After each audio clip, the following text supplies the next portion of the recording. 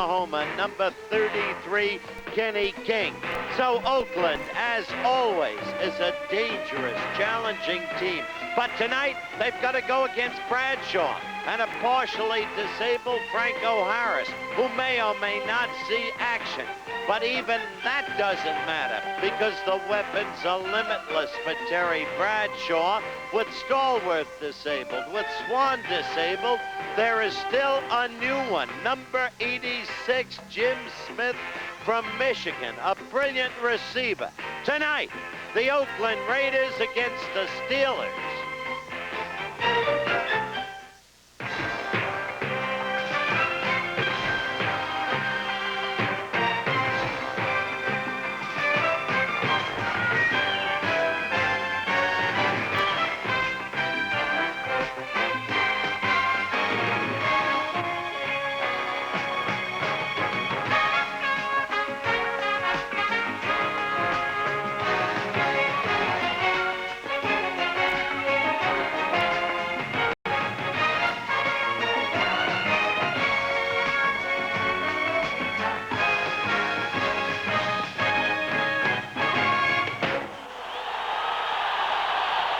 We're live from Three Rivers Stadium in Pittsburgh, Pennsylvania. ABC's NFL Monday Night Football, the Oakland Raiders against the Super Bowl champion, Pittsburgh Steelers.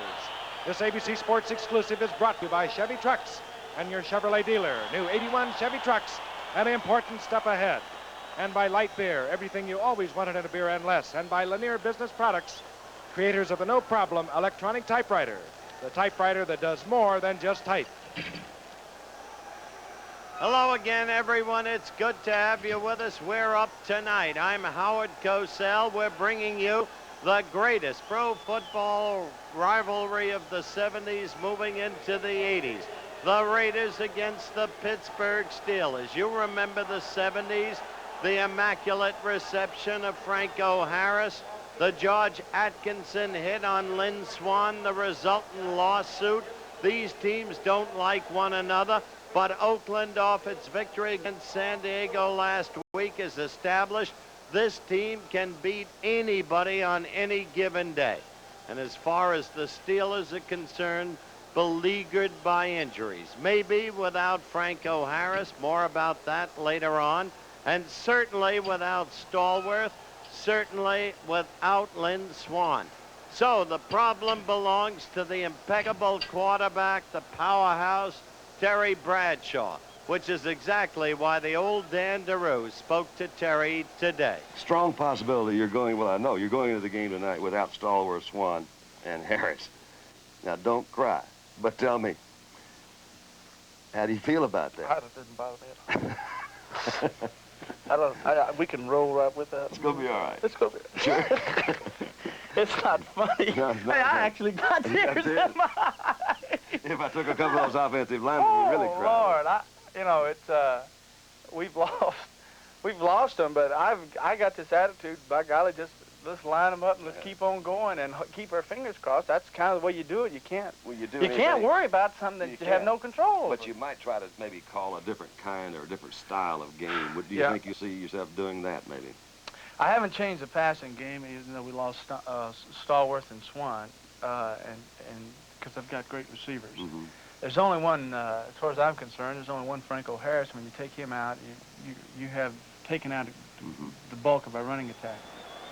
Well, he's going to make it. I don't care what you say. One thing he did mention, he's still got that good defensive team working for him. The team they play tonight, Oakland, that Howard mentions, good football team. They can make it. He's going to miss Franco. He's not going to be in there. He's not going to start. He may come in if they have some injuries to the other players that are there. Frank, I want to know a little bit more about Oakland. Now, these guys have come along. They've won 3 ball games. What are they going to do tonight? They're playing a great defense. Last week against San Diego, they sacked and fouled 7 times. They're playing like the Oakland Raiders used to play. There's some fascinating stories around this Oakland Raider team. They traded Dave Casper this past week. I'm sure you read about it, to the Houston Oilers. They traded Kenny Stabler there during the offseason. But more than importantly to me, there's a very human interest story with the Oakland Raiders, and that is the comeback, the second chance for former Heisman Award winner Jim Plunkett. He'll open at quarterback tonight. Danny Pastorini, of course, traded to Oakland in the straight-up swap for Kenny Stabler, is out with a broken leg. So another shot for Jim Plunkett, one of the greats at Stanford University, great with New England for 4 years, traded to San Francisco and cut loose in '78. But he has another opportunity tonight. Okay, let's go over to Howard. All right, Frank, this is a key game and the standings prove it. The AFC Central. Pittsburgh, again, always in a dogfight with Houston and Cleveland, and Cincinnati still not to be discounted. And then the AFC West. San Diego hanging on by a game over Seattle. A win for Oakland tonight puts them right in the chase. Now, let's get the game started with the Giffer. And so many great games over the past decade between these two teams. There is no love lost between them. They come out to play. Many of the players have changed. The feeling it always, well, it sort of filters down from players that have been here before in these great contests. As you can see, the Pittsburgh Steelers have won the toss. They've elected to receive, of course, set to kick off. Chris Barr, another great story. Chris Barr kicks, of course, for the Oakland Raiders. His brother, Matt Barr, kicks for the Pittsburgh Steelers. You're looking at Frank Pollard, a rookie from Baylor, 11th round draft pick. He's dropped deep for the Steelers. And a kickoff time is 46 degrees. He's expected to go down into the low 30s today in Pittsburgh. But a beautiful night for football. Sellout crowd, and we're underway. Chris Barr bangs it. Pollard steps up to the 2. Looking for his wedge. And a big opening for Pollard as he bangs out over the 30-yard line, getting up to the 33-yard line. And let's meet that offensive unit. Of course, Terry Bradshaw, perhaps the best quarterback to come along in many, many years in professional football. Franco Harris, we are told, will not start. He possibly could play. There basically are 2 rookie running backs. Greg Hawthorne, number 27. Russell Davis, number 45. We've told you about the wide receivers. There's an offensive line yet that has never come together for the Steelers this year, beleaguered as they have been with many injuries. But the Steelers, 1st and 10. The ball at their own 33-yard line of Bradshaw. Immediately to the air. Firing, and it goes to Theo Bell, and Theo Bell has a first down out over the 45 to the 47. Theo Bell in there in place of Lynn Swann. It was Burgess Owens defensively for the Oakland Raiders. 2 things I think this does. It kind of verifies what Terry said. It's not going to affect my passing game that much. He has great confidence in his wide receivers. Theo Bell just went down around a very simple sort of turn-in route. Terry, a little quick fake-off tackle. First down of the game, picked him up a first yard. First down, that's what it was, first down. Theo Bell in there for Swann. That was only his 13th reception in 4 years as a pro with the Steelers. Again, first down. Quickly, it goes out to Greg Hawthorne. Hawthorne with a big opening. Breaking tackles down to the 37-yard line. The Steelers suddenly striking on 2 first down completions by Terry Bradshaw. Typical of Terry Bradshaw as you have an end zone look. Starting throwing the ball. Don't waste time. Establish what you can do immediately, and he can do it better than anyone. We were watching a game yesterday over at his house, and they were throwing that little swing pattern. It was Philadelphia and Dallas throwing it out the outside. He says, you know, that's the pass that we've got to use more because it's so safe. He says, and I've got guys that can break those tackles on the outside. That time they did exactly that. Raiders in their 3-4 defense. Bradshaw keeps it on the ground. This is Greg Hawthorne, and defensively, Ted Hendricks sliding across number 83. He's having a great year for the Raiders thus far. Matt Millen, the rookie from Penn State, was also there. There is the 3-man front. We will not try and give it to you every time because they change according to situation. They'll bring in Willie Jones. They'll bring in Cedric Hardman, the 11-year veteran, as we look at the secondary. Of course, the Oakland Raiders have also been hurt by injuries. They've lost Monty Johnson, their fine inside linebacker for the season. They've lost Bob Nelson at linebacker. There was a loss of 4. It'll be 2nd down and 14. Bradshaw again to the air. Lots of time, looking deep, and he overthrows Smith, who was open. Smith was open in front of Mike Davis, incomplete. It'll be 3rd down, 14. And you saw Terry Bradshaw a little bit annoyed with himself because he knew he overthrew him and he knew he had him there. And he doesn't do that often. I think his intended receiver was covered. You saw he had plenty of time to throw. That was one of the things about the 3-man rush. They didn't get good pressure on him. He moved around a little bit. Smith was open, but it was an adjustment to the original route call. But Terry was disappointed, I think. 3rd down, 14. Another wide receiver comes in. That's Calvin Sweeney, a rookie from USC. First-year man. Came up with the Steelers a year ago, injured reserve for the year. So it'll be Sweeney, Jim Smith, and Theo Bell.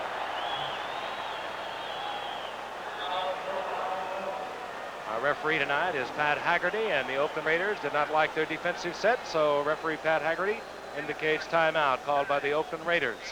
Tom Flores in his second year with the Oakland Raiders, looking on as defensive captain. Ted Hendricks moves to the sidelines, and we'll be back. Chuck Noll, the head coach of the Pittsburgh Steelers, came in '69. This, of course, his 12th year, looking for a 5th Super Bowl, 3 consecutive Super Bowls if they can win one this year. Of course, they beat LA a year ago, Dallas the year before that, and they won Super Bowls 9 and 10. They call this the season. They want one for the thumb, meaning they would like to get another Super Bowl ring to fit the thumb. It's part of a sickness that he's never been named Coach of the Year. That's strange. Who votes for those things? 3rd down, 14. Oakland gets their defensive alignment straightened out. Bradshaw back. Bradshaw firing for a field goal, and he steps in there behind Monty Jackson and comes up with the football. What an First down inside the 20. Jackson stepped in for the interception. The ball was behind him, and Theo Bell makes a great catch at the 20. Oh, that was Monty Jackson, who is certainly no slouch in the secondary. It was just terrific, the alert play by Theo Bell. Terry got a little pressure back there, you'll see. Jackson staying right on him. Theo goes for that ball. He says, I'm climbing after it. I know where it is. Heck of a reception. My golly, 3rd down and a big one. When you said Jackson was no slouch in the secondary, you're exactly right. We'll develop the story of the Oakland secondary in a moment. 1st down, 10. The ball just inside the 20-yard line. Bradshaw again on 1st down to the air. Looking for Smith in the end zone. Touchdown. Tim Smith takes his 7th touchdown catch of the year. Smith has stepped in for Stallworth in the second week. He has been spectacular, and the Steelers have moved for a touchdown on their very first possession. They look awfully sharp so far.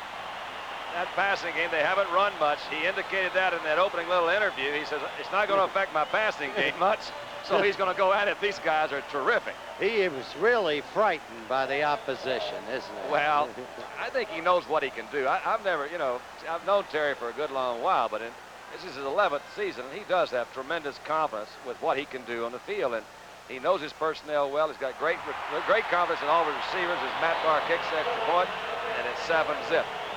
Jim Smith came in. You got Stallworth and Swan, the receiver. How in the world are you going to say, I want to go play for these guys? But here's a guy from Michigan, as we talked about.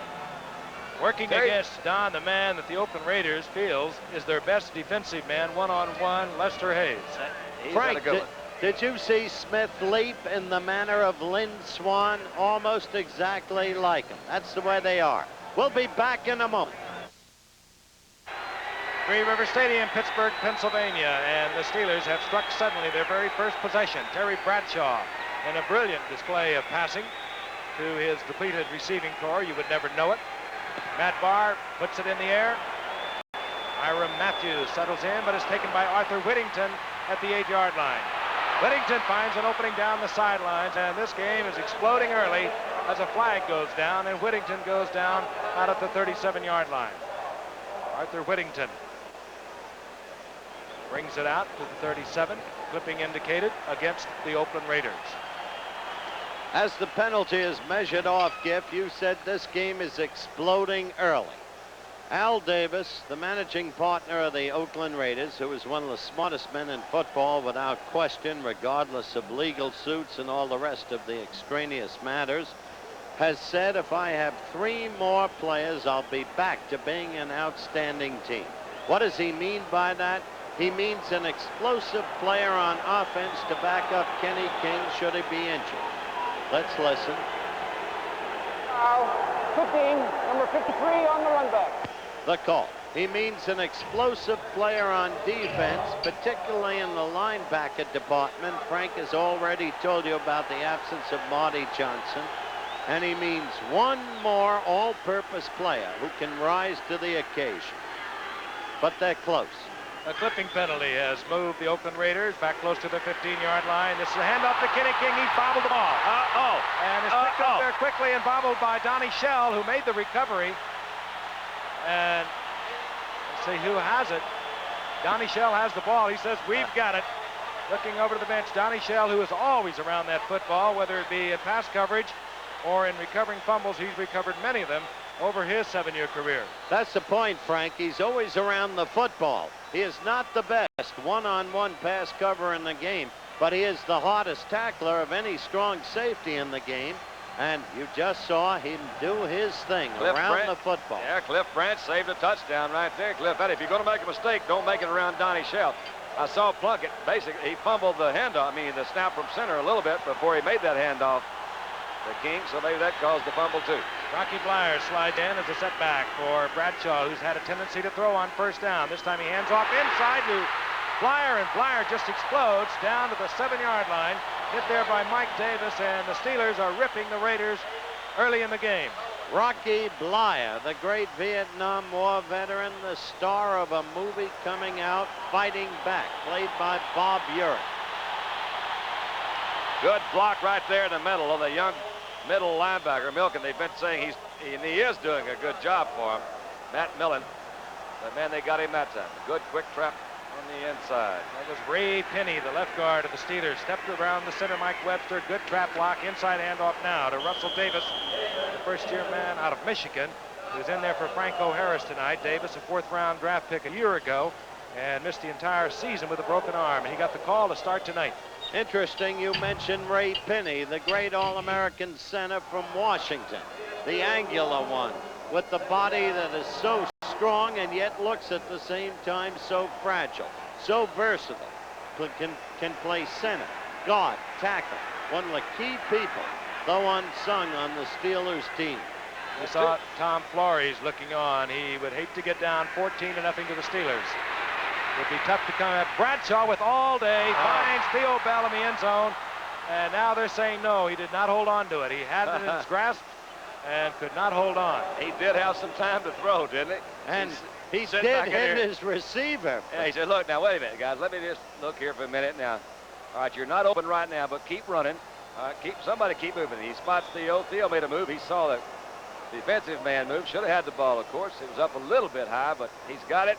Great play by Jackson. He just put a hand in there and knocked it away from him. Yes, he had a touchdown. If Jackson had not been there, you're right. 3rd down and goal as Chuck Knoll looks on. He said last week his team was complacent. He said everyone has told us we have a great second string. Now we have to play them. Let's see how great you are.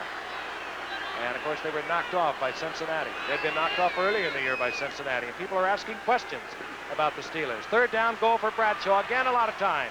Randy Grossman, short of the goal line. Hit there by Burgess Owens. It'll be 4th down, inches. A decision coming up for Chuck Knoll. If I know Chuck, there's Terry, he wants to go for it, but Chuck will probably want to put the points on the board. I know Chuck Knoll, and he's right. No matter, you don't coach the way the fans want you to. You coach the way the game dictates, and Knoll knows how to do it. Ordinarily, I'm going to go with you, but when you say that Ray Penny is fragile at 6'4", 250, I've got to consider that again. He's fragile looking? Yes, he's been in the baseball booth with me. Okay. Right here at Three Rivers Stadium. Matt Barr, 18-yard attempt, chip shot, puts it through the uprights, and the Steelers have a 10-0 lead with 9:27 remaining in the first quarter. The Pittsburgh Steelers, plagued by injuries throughout the early going of this young season, have exploded to a 10-0 lead over the Raiders. We'll be back in a moment. With control of the Steelers has pulled them to a 10-0 lead. The Steelers now set to kick off. It'll be Matt Barr, of course. Deep is Ira Matthews and Arthur Whittington. Matthews number 43. That's Whittington number 22. The Steelers would like to keep it away from Matthews if they can, and they successfully do. This is Whittington who bobbles the ball at the 5. Got some speed. And the Steelers swarm Whittington under at the 15-yard line. Dennis Winston down there early for the Steelers. Let's meet the offensive unit. At quarterback, of course, Jim Plunkett, number 16. A great story in this game. Given up really after the 77 season with the 49ers, released. The Raiders brought him back. And he, of course, started last week in a big win over the San Diego Chargers. Raymond Chester, of course, is the tight end. As we look at Dan Pastorini, who damaged his knee and broke a tibia bone in his leg against Kansas City a couple of weeks ago. Of course, Pastorini came to Oakland in a straight-up swap for the Raiders' longtime quarterback Ken Stabler. Plunkett from his own 15-yard line. Inside handoff. Mark Van Egan swarmed under defensively by the Pittsburgh Steelers, who also will alternate considerably defensively, primarily at their right tackle spot where Gary Dunn and Steve Furness alternate. Let's take a look at the front four of the Steelers. There they are. It'll be 67 often coming in there for Steve Furness. There are your linebackers. Probably none better in the business than number 59, Jack Ham. And that secondary, well, they have one of the fine cornerbacks in Mel Blount, number 47. Van Egan picks up a yard. It'll be 2nd down and 9. The ball at the 16-yard line. Plunkett puts Chandler out to the right and will go to the air. Plunkett has the time, and he goes to Chandler. Good defensive play by Johnson, and a flag is down, and we are probably going to have pass interference. 2 officials on that target. Let me tell you something about Chandler, ladies and gentlemen. They got him from Buffalo. He's a long-time veteran, and he is the kind of player. Defensive pass interference, number 29. First down. There's the call. We'll look at it again. And he's the kind of player that Fred Biletnikoff was. Had he been with the Raiders all along, he might have had a reputation somewhat akin to Biletnikoff's. He doesn't have the great speed, Don. You know that. You know him as well as anybody alive. But this guy knows how to get loose. That defensive play you saw by Johnson was one he made contact a little before he got to the ball, so it was a good defensive call. Ball at the 46-yard line of the Steelers is Plunkett back on 1st down. Flag is down as Van Egan collects the ball and moves for a gain of 9 down to the 37-yard line, but again, a flag is down. And if you saw number 53, Dennis Winston, he is in there now at middle linebacker for Jack Lambert. Jack Lambert, number 58, has come out. He is being treated on the sidelines. And the Steelers already hurt in so many positions could ill afford to lose Jack Lambert. And you can see he is having a knee wrapped. And we're going to get the call. It'll be holding. On the number 59 on the defense. Holding. Number 59. It is called holding against Jack Ham. Lambert will play if he can stand. And if you count the Raiders out of this game, you're crazy. This team is well put together. Maybe counted out much too soon because of that man, Jim Plunkett, who's back. Last week, Plunkett 11 of 14, 164 yards in a big win over San Diego, 38-24. If Oakland could win tonight, they would stay within 1 game of the Chargers, who got up so quickly this season. The penalty was declined. The Raiders wanted the yardage, so it'll be 2nd down and a long 2 as Van Egan gets the 1st down inside the 35 to the 34-yard line, collected there by Robin Cole, 56, and Dennis Winston, who stays in the game as they continue to work on Jack Lambert on the sidelines. Don, interesting the way they use their backs. Kenny King, the big breakaway man, but Winnington with an odd capacity to make the big play from your school. Right, you know, he brought some speed. They said they need some speed in that backfield. And when Arthur came in a couple of years ago, he did have that breakaway speed that Oakland hasn't been privy to for the last few years. Chandler, 85, top of your screen, the motion man, as we see him come out of the backfield. Kenny King, and on 1st down, Plunkett to the air. Plunkett trying to go to Cliff Branch, and one of the best in the business at man-on-man coverage was covering Branch, man for man. That, of course, Mel Blount. Frank, I said I was going to talk about the Oakland defensive secondary. 10 former Oakland defensive backs are elsewhere in the league. 5 of them very important, 3 of them Pro Bowlers. And why did so many have to be let go? The longevity of people like Willie Brown, George Atkinson, Jack Tatum. They were there for so many years. Of course, it's a different story now for the Raiders. 2nd down 10. Plunkett looks over the Steelers defense. It was Joe Green offside. You saw the flag, and Kenny King tries to make use of the free 1st down. King ambles for about 8 yards, and I believe we're going to have an offsides call against Joe Green of the Steelers. I think they got Dirt Weston a little riled up out there already. But Kenny King did make a good effort. It was, you see that happen a lot. You know, a flag or a penalty has gone against the other team, and the team know there's a penalty down there, so they let up a little bit. He rambled in there, almost picked up a 1st down. Would you take the penalty? Let's see how far he got. I think I would not take the penalty. I believe he's about a yard 8 or so yards. away. Yeah, I think I'd take that play. In talking to the Steelers, you know, they're not used to losing at all. Let's see what this official calls. Offside, defense declined. The defense, though, they've really been proud of. They said they've really, you know, Lambert, for example, is averaging like 10 unassisted tackles a game. So they think they've been playing well. Their plan going in against Plunkett was to maybe blitz a little bit more, throw a little bit more pressure against Plunkett. Although he's been around for a while, he really has not had that much game experience in the last few years. So I think you'll see a strong blitz against Jim. Penalty decline. Oakland takes the 7 yards. It's 3rd down and 3. Ball at the 27-yard line. King gets the call. Big opening on the outside. Look out. There's that speed they want. There's that speed they want. We got a ball game. King in for a 27-yard touchdown. Turn the corner. You saw the size of the man. He's up there around 2'5", 2'7", and yet he can really crank it when he wants to. What a trade by Al Davis in getting Kenny King. You got to give him credit as you look at it again. I told you, if you thought Oakland was out of it, you're crazy. You know too much. I'll tell you what they did that time. They caught Ham on the inside. Donnie Shell didn't really, I don't think he realized how fast Kenny King was. He got him to the inside and bounced out. A lot of that was done on just sheer ability. Good speed to the outside by Kenny King. Last year, Kenny King with Houston carried the ball 3 times. Playing behind Earl Campbell, of course. This is Chris Barr. And Chris Barr puts the Oakland Raiders back in the game. They're down by 3. We have 7:22 remaining in the first quarter. And there is Kenny King. 138 yards last week, and he's off to another start tonight. We'll be back in a moment. The Oakland drive aided and abetted by a 39-yard defensive penalty against number 29, Ron Johnson, working against Bob Chandler. Set to kick off.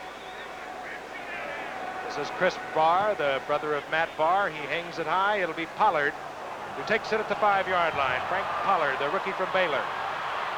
And this time, Pollard goes down at the 22, and a flag goes down with him as Derek Ramsey was down there defensively for the Raiders. There's Frank Pollard, 11th round draft pick.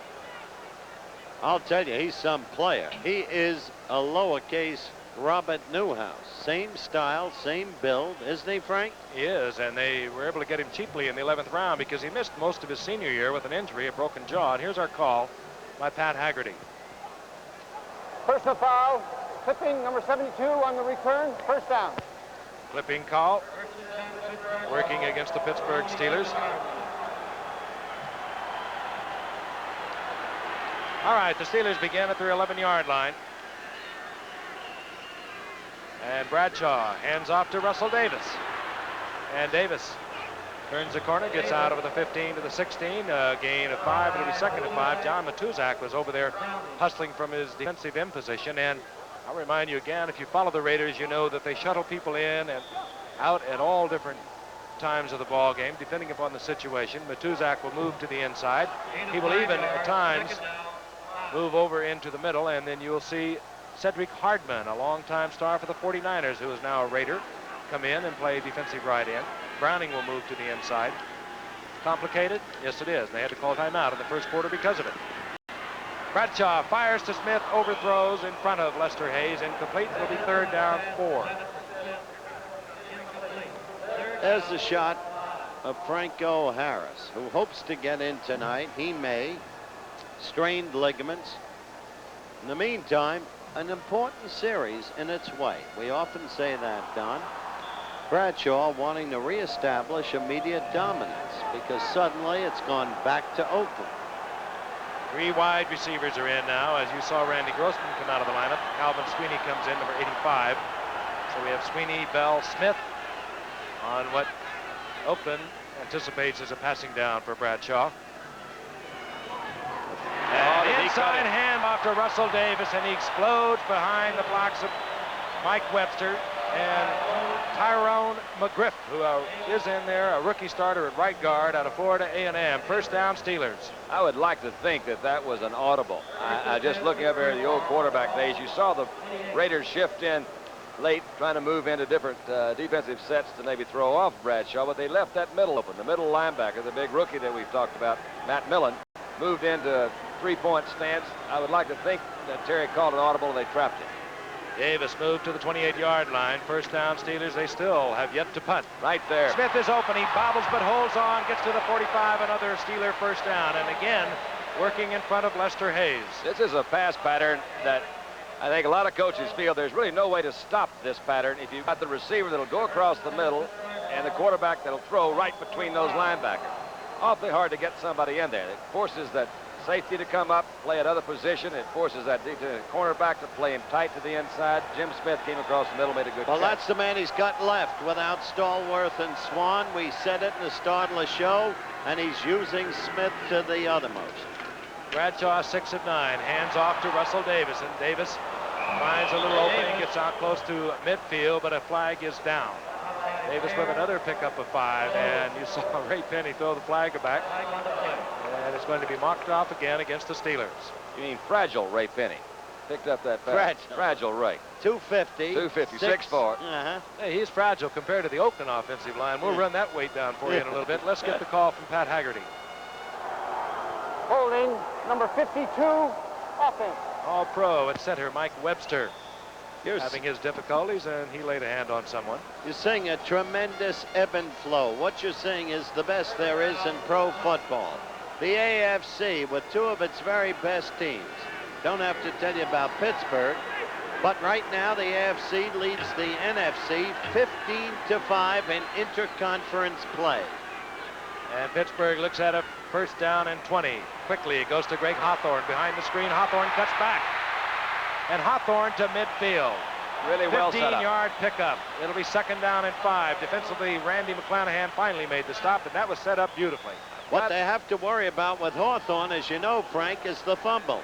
It's like Sidney Thornton, Thunder Thornton.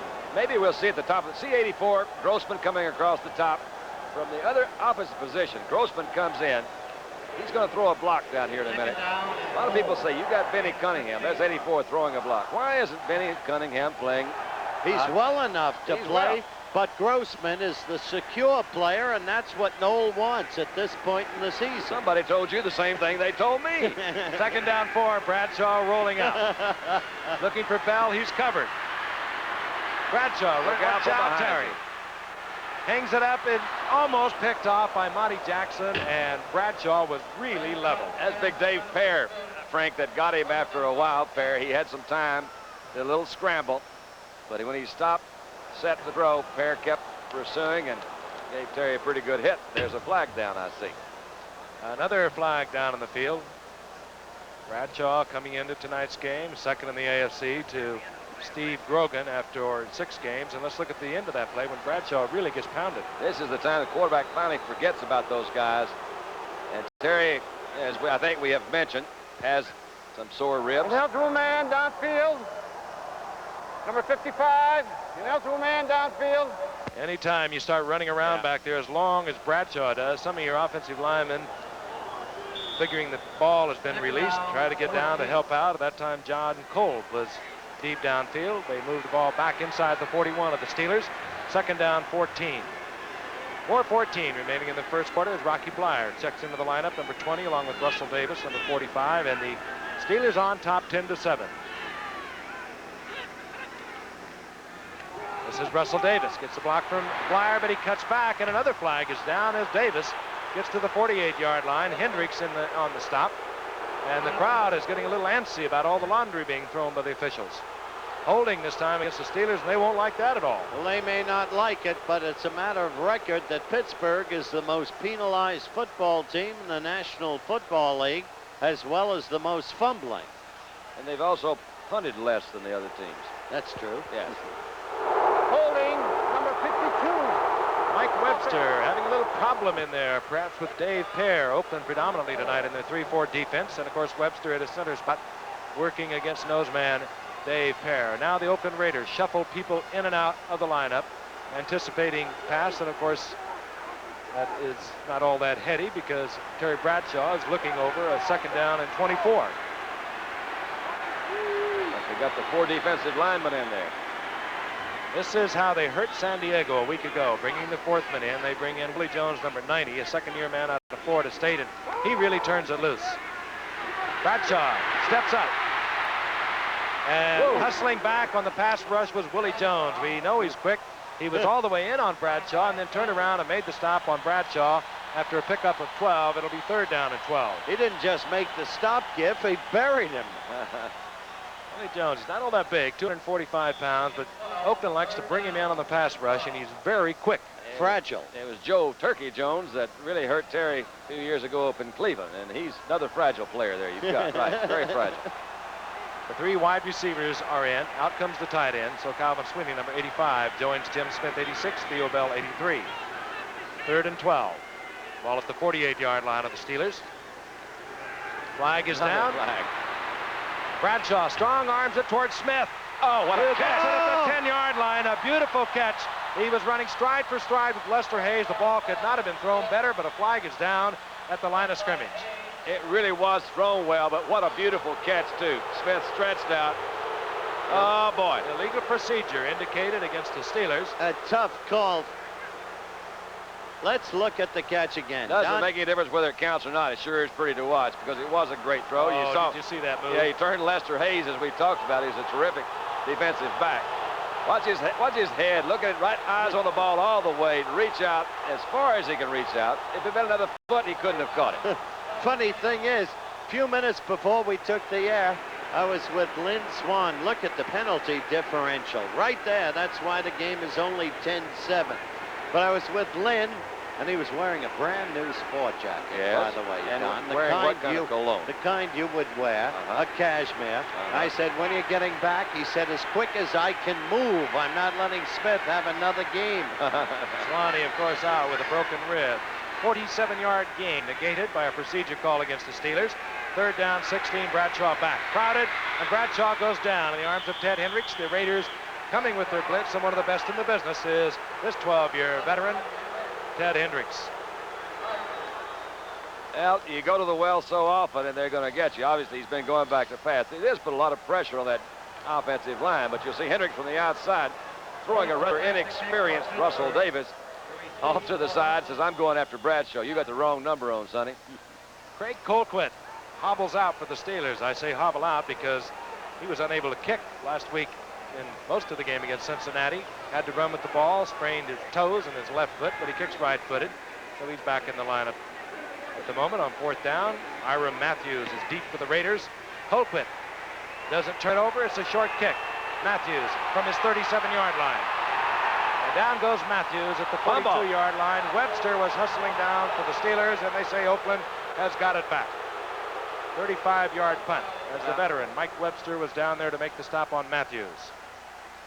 Bradshaw took over the punting jobs, Frank. You may have mentioned last week when Colquitt couldn't punt. So let's take a look at the end of this. Making a quick move into the inside is Ira Matthews. He is down, then fumbles the ball. It is recovered by Marvin Kopp. And Oakland will have the ball at their 42-yard line. We have 2:40 remaining in the first quarter. 10-7 Steelers. Artillery will explode Sunday when the Chargers and the Cowboys battle on a special Sunday edition of NFL Action on ABC. Sellout crowd at Three River Stadium in Pittsburgh, Pennsylvania. There is Jack Lambert walking the sidelines. He has not gone back into the lineup. They were administering aid to his knee earlier. Jack appears like he wants to go back in, and he is indicating what it looked like to me as football players do. There's a little loose in there. And there is Dan Pastorini, quarterback of the Raiders, who was severely hurt against Kansas City a couple of weeks ago. He has a broken leg, of course, out for the year. Meanwhile, Jim Plunkett has taken over, and Plunkett hands off on 1st and 10 to Kenny King. And Kenny King gets 4 up to the 45-yard line. It will be 2nd down and 6. Robin Cole, number 56, defensively for Pittsburgh with number 23, Mike Wagner. We still have 2:25 left in the first quarter. What a quarter it's been. 10-7 Steelers. And yet, at this point in time, one looks back at Pittsburgh mistakes. Their last drive had 35 yards in penalties, which is what held them back. Plunkett looks over the 4-3 defense of the Steelers. They like to blitz, and they anticipated blitzing a great deal tonight. But this is Kenny King, and Kenny King goes down in the arms of Donnie Shell, one of the fine defensive players in football today. Came up as a free agent 7 years ago, made this team on special teams, really. Didn't become a starter until 3 years ago. All pro last year. Strained knee on Lambert. We don't know if he'll be back, and that could really hurt the Steelers. Could kill him. By the way, I think Donnie Shell's the best strong safety in football. He is true. He's really tough, isn't he? You mentioned that, Howard, about Lambert. Dennis Winston is in there now, number 53 on the defense, but he also has a chronic back problem, and they never really know how long number 53 Winston can go in any given game. Third down, 9. Plunkett looking over the defense, puts Chandler in motion. Out of pressure, but Plunkett eases out of it and fires incomplete, intended for Raymond Chester. He does not hold on. Chester, of course, a bit on the spot because this past week, one of the great Oakland Raiders, Dave Casper, was traded to Houston. And of course, Chester is not any child in this game. He's been around 11 years, but the Raiders thinking, the word was they got a first and 2 second-round draft picks for Casper. They figure they can get 3 good players in the draft in the next 2 years. And when would they get that kind of value again? And without going into personalities, Casper beset by a number of personal problems. I think a great deal for Al Davis. And I started to add, they have Derek Ramsey coming up, and Todd Christensen, who they plan to convert from running back to tight end. This is Ray Guy. And this will be Theo Bell. Good move there. Collected at the 15-yard line, hustling down there, Otis McKinney, the third-year man out of Colorado. Short week for everyone in pro football this year tonight, because we are going to be in Dallas Sunday, and what a game we have coming up. San Diego with Dan Fouts. It's Dallas with Danny White. It's a game Dallas must win after that loss to Dick Vermeil and the Eagles. Yeah. And yet the Chargers coming off Dan Fouts throwing for 444 yards against the Giants. I think W.C. Fields would change his mind about Philadelphia this weekend, don't you? I would Things think. are going well in Philadelphia. Yes. Happy to be here. Yes, sir.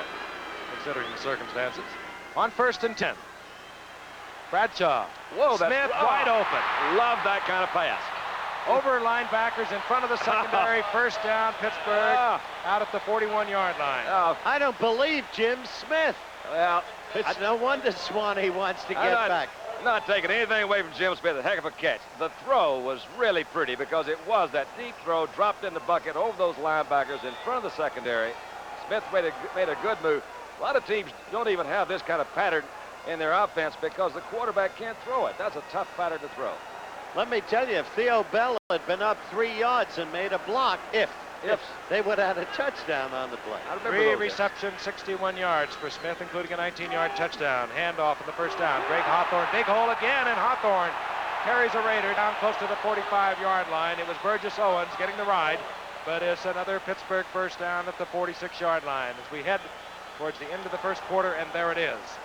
Explosive offensive game here at Three Rivers Stadium in Pittsburgh, Pennsylvania. 2 of the great rivals in the AFC, the Steelers and the Raiders, will be back. Those numbers for Terry Bradshaw, and it's not even a lunch break. Isn't that amazing? He's thrown a touchdown in his last 12. This is 13 games in a row. He's also thrown an interception in every one of those games. So maybe we have still some other things to look forward to. He's got a string of 13 games going. Yeah. That he's thrown 2 for 200 yards or more. The best in the business. Bradshaw looking over 1st and 10. The Raiders 46-yard line. Inside handoff, Hawthorne. And Hawthorne finding gaping holes in the Raiders line. Moves for 6. It'll be 2nd and 4. And let's take a look at the stats for the first quarter. First quarter stats. Pittsburgh obviously dominant in first downs and rushing yardage closely and passing yardage overwhelmingly. Total yards overwhelmingly, and clearly time of possession belongs to the Steelers. Can't believe Hawthorne tonight. How are these kids from Baylor coming on, Don? Well, I'll get into that because it's kind of they got Pollard really when they were down there looking at Hawthorne, and now I think they're pleased with both of them. I should think. Yeah. 2nd down 4. The ball near the 40-yard line of the Oakland Raiders. Raiders staying in the 3-4. This is Hawthorne. Hawthorne tripped up by Matuzak, stumbles forward for a gain of a couple. It'll be 3rd down, and we'll call it 3. Randy McClanahan finished off Hawthorne after Matuzak had moved along the line of scrimmage. And I'll tell you, John Matuzak has given a little solidity to this defensive unit of the Oakland Raiders. He has really matured, and he has had a much traveled and interesting career. Typical of an Al Davis team, the reclamation projects who come through. Matuzak, the best evidence. 73, number 72, the first man picked in the NFL draft. We'll tell you more about him as Bradshaw looks over his 3rd down and 3. The ball at the 39-yard line of the Raiders.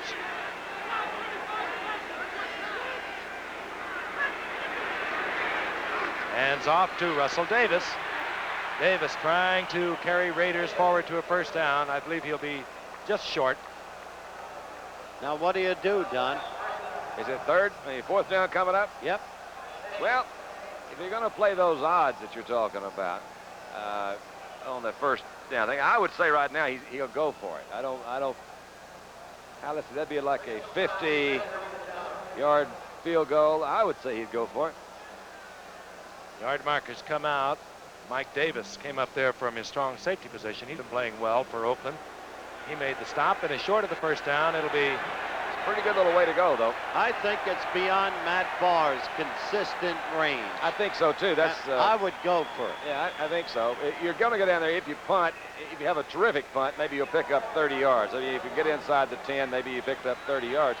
Here, I think they really would like to, as you said, maybe reestablish what they opened up with, and that was the strong offensive surge. You saw the statistics, so they've been moving the ball pretty well. And you know what? They're going to go for it.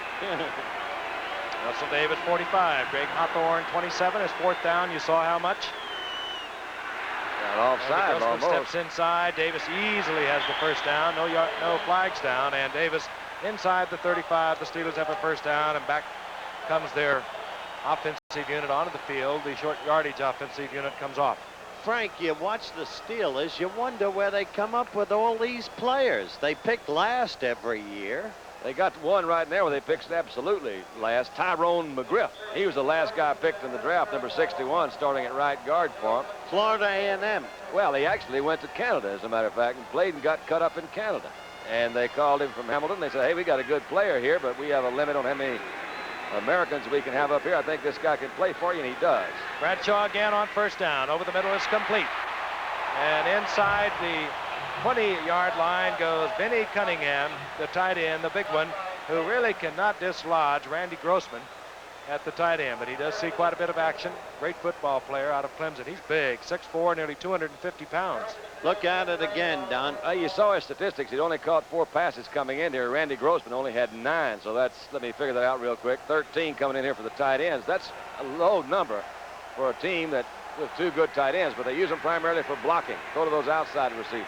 Oakland stays in the 3-4. It has not been able to pressure Bradshaw, but Bradshaw sends Davis off the left side behind Ray Penny and John Kolb, and he moves all the way down to the 7-yard line where it'll be first down and goal. And Russell Davis filling in for an injured Franco Harris, whom we were told could play if he had to play tonight, but he is suffering from a knee injury that bothered him against the Cincinnati Bengals a week ago, so we have not seen Franco Harris tonight. They really fooled Dave Browning on that last play. They gave him some moves to the outside. He went with it. They ran right inside him. First and goal. And this is Hawthorne. Right side, a sprint to the corner of the end zone, and he does not get in. They'll mark it inside the 1, however. Mike Davis up there with the force from strong safety for Oakland. But how quickly on the prior play, Frank called John Kolb for you. When John is in there, and he's been out a couple of weeks because of an injury, you'll get that typical Pittsburgh quick trap. And Kolb was right in there, leading the way, number 55. Great play. Strongest players in all of football. Well, you've heard a lot about bench pressing. Well, he just breaks the weight machine, does John Kolb. He actually has missed 5 games. Kolb with a very severely sprained ankle, but he's back in there tonight, and he's helping the Steeler offense. Second down, less than a yard to go. Hawthorne hurdles into the end zone, and the Steelers have scored once again. And what an offensive show you're seeing tonight. The Pittsburgh Steelers, playing with a lot of injured football players, have moved the ball almost at will up and down the field. And they know they have to win tonight. Chuck Noll really gave it to him. He said, you played 1 quarter of football against the Bengals. We've got to get back to playing football. Frank told you earlier, you second-string guys, you're going to have to prove yourselves. Right now, they're doing a long way to go, though. Here's Matt Barr. The punter, Craig Colquitt, is the holder for the Steelers. Barr drills the conversion, and the Steelers extend their lead over the Oakland Raiders in one of the oldest rivalries we have seen in the AFC. They do not like each other. We'll be back in a moment. Frank Gifford along with Howard Cosell and Don Meredith. watching the patched up Pittsburgh Steelers put on an offensive show here in the first half from Three Rivers Stadium in Pittsburgh. Steelers on top 17-7. This is Matt Barr to kick off. Ira Matthews is deep for the Oakland Raiders. This is Arthur Whittington as Barr continues to kick away from Matthews and Whittington out to the 30-yard line, and the Raiders move their offensive unit out onto the field. Oakland Raiders again with Jim Plunkett at quarterback. And what a story he is. Heisman Award winner in '70, came up #1 draft pick in all of football. 3 solid years, actually 4 solid years with New England. Traded to San Francisco for 3 #1 draft picks, a 2nd-round draft pick, and quarterback Tom Owen. Never put it together for the 49ers. They released him after the '77 season. The Oakland Raiders signed him in '78. They said, we don't even want you to play. Get your confidence back. And last week, he was scintillating in a win over the San Diego Chargers. Jim Plunkett on 1st and 10 to the air. Plunkett. Good moves. Good moves. Dancing out of the pocket for a pickup of 7 yards out to the 38-yard line where it'll be 2nd down and 3. I don't care if it was only 7 yards, Don. That was a great play. It truly was, because number 1, he saved himself a loss, a sack from about 4 or 5, made some good quick moves there. Very agile. Hopefully not fragile, but very agile. You know, you just have to feel for this man. You'd like to see him come back. He came up a year after Terry Bradshaw.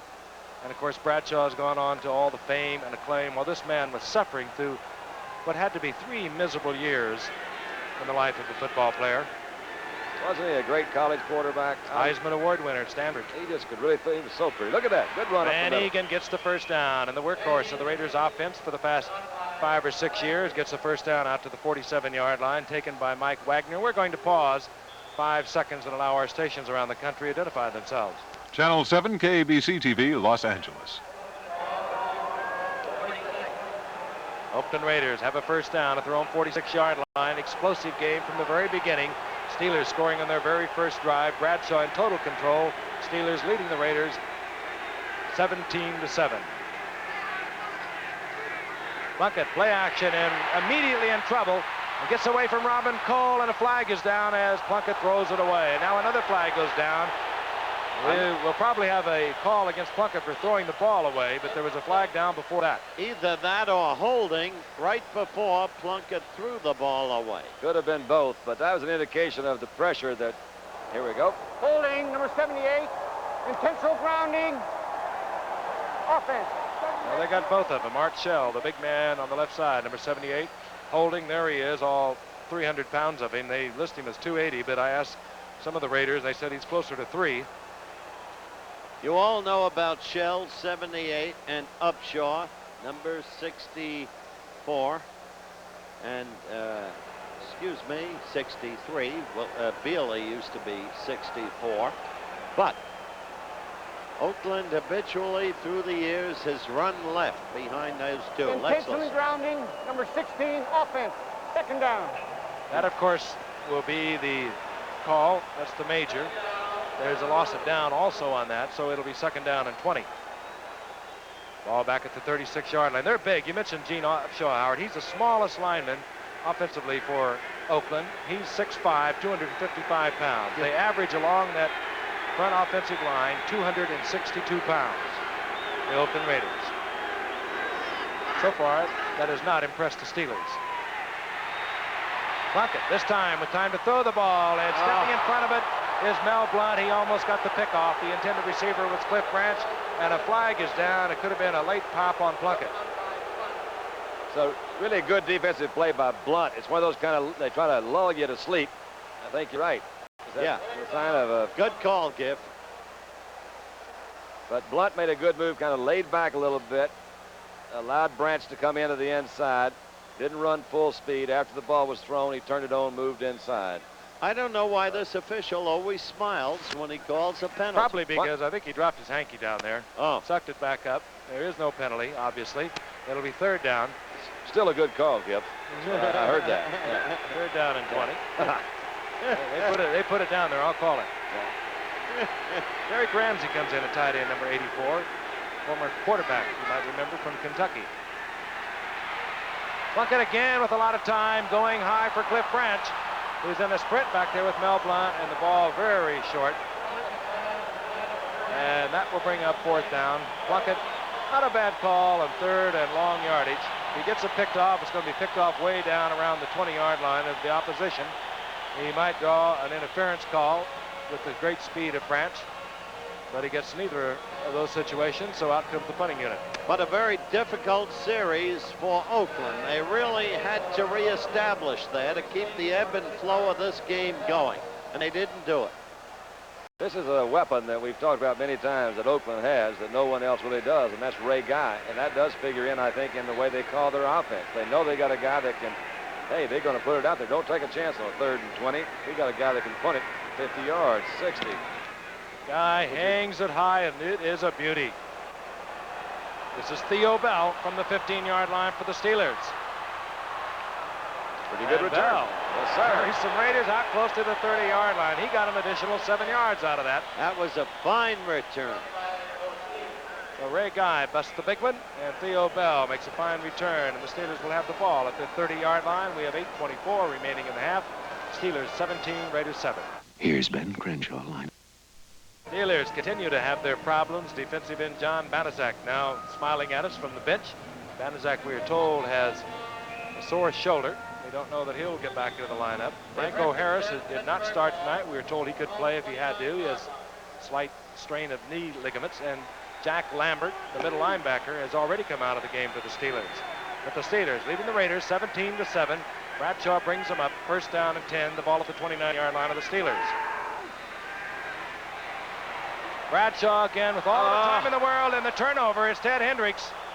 Big Ted Hendricks, who, well, he just keeps moving along like Old Man River. Seems to get better every year. Now in his 12th year. Man is unbelievable. 1971, clearly the best defensive player in the league when he teamed up with Rudy May and Mike Curtis. The year the Colts won the Super Bowl 16-13 over Dallas. You look at the replay, Bradshaw made a mistake. I think he did. You'll have to wonder how in the world. Look, you saw Hendricks trying to lateral there, but you'll have to wonder if Terry just didn't see him, because he looked like to me he threw it right in there where he is. So once again, he's thrown at least 1 interception every game for the last 12 also. Important turnover for the Raiders. They're down 17-7. They have the ball inside the 40-yard line of the Steelers. This is Kenny King. Wow, there's your Donnie leveled Shell. by Donnie Shell and Jack Ham. But that turnover was exactly what Oakland needed to get back into the swim of it. And what have we got, Frank? 7:57 and counting down in the 2nd quarter. Ticking away. The Oakland Raiders, of course, 3-3 of the Western Division of the AFC. San Diego has a 5-2 lead. Oakland would like to win tonight to stay 1 game behind San Diego and tied with the Seattle Seahawks of Jack Patera. 2nd down and 9. Pittsburgh, of course, on top of the Central Division of the AFC. Sure scoring. Look at that. Here they come again. Plunkett dancing, trying to get rid of the football. He throws it up over the extended arms of Raymond Chester. Incomplete. It'll be 3rd down and 9. Donnie Shell was in there from a safety position, blitzing Jim Plunkett. 1 for 7 for 8. That's it. Dangerous throw, bad statistics for Jim, and yet perhaps misleading. Give him protection. I think you'll see the old Plunkett. But He's proved it. You're also seeing a really strong pressing defense. They are lining up the way you see his stats from a week ago, and that was a good statistical game for him on TD. But tonight, I think he's going to see that kind of pressure all night long. He's got to hit real quick passes to get him off of it. 3rd down, 9.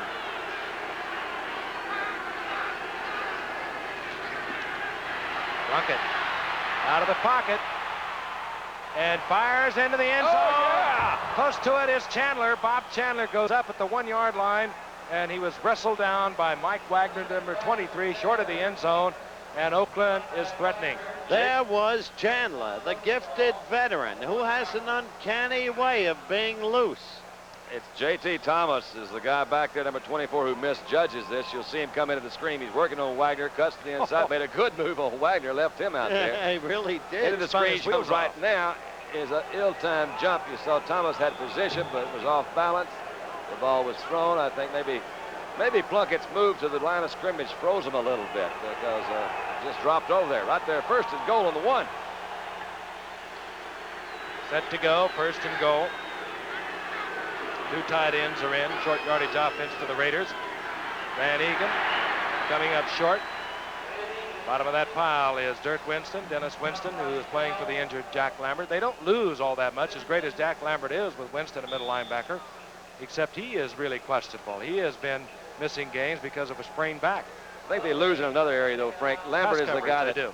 Yeah, there's Tom Flores on the sideline, but Lambert's the guy that really does kind of hold that defense together. He's a screamer and a yeller. They all look to him for that, I think, very important leadership role. Lambert on the sidelines, of course. Second and goal. And Kenny King.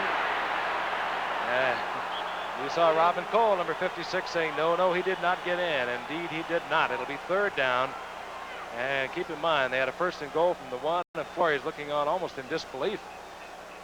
You know, Flores has been perhaps taken too lightly as a coach, because everybody knows of Al Davis's dominance at Oakland, and yet they always took Madden, a great coach, too lightly. They only realized how great he was when he left, and I've got a feeling that Flores is being taken too lightly too, Don. Certainly not inexperienced, because he's been coaching for quite a while, just not as a head coach. Third and goal. Kenny King, and he is piled up. He tried to make a second surge. He does not get into the end zone, and decision time now for the Oakland Raiders. It'll be fourth down. What do you do, Don? There's no decision. You got to go, and if you don't make it, Pittsburgh's still 99 yards away. They got to get some points in order. I think three's not enough right now. They can see Pittsburgh's been moving that ball up there. They got to have some. Got to have 6. They're on the edge of the goal line. Gotta go. Todd Christensen, number 46, a gifted athlete, a Dallas discard of a year ago, comes in with the play from the bench. Christensen would not play tight end for Landry. Absolutely refused. He's agreed with Oakland. Davis thinks he's got a great future. Either that or another career. And the man with the ball is Van Egan. The Steelers, Joe Green, says no. They did not get in, and this has got to be a great lift for the Steelers defense, because they have been much maligned. He's coming into this game. Oh, they do give it to him. I imagine he made it on his own. They just couldn't get in there and see, but he's got that ball right there on the goal line. He went in like a groundhog, and we've got some football game. There is hesitancy on the part of the officials, and all of a sudden we get the call. Van Egan, let's look again. I still think, Frank, that Steeler defense, you can see him pushing in there. It's hard to tell from this angle, but that ball's on the goal line. But still, they held him. They made him go 4 times for 1 yard, so that's still a pretty good indication that defense is strong. Well, what the whole series proves, fellas, is you can't give Oakland an inch. One Bradshaw mistake, the turnover, the Hendricks intercept, we've got a ball game. Chris Barr on for the conversion. Oakland set to draw within 3. Nevertheless, still a great defensive effort on the part of the Steelers down there. First and goal, the Raiders had it at the 1. It took them 4 downs to get in. And Oakland moves to within 3 of the Pittsburgh Steelers, and we have 5:22 remaining in the first half. Tough football game. Van Egan just squeaking in for the Oakland touchdown. We'll be back.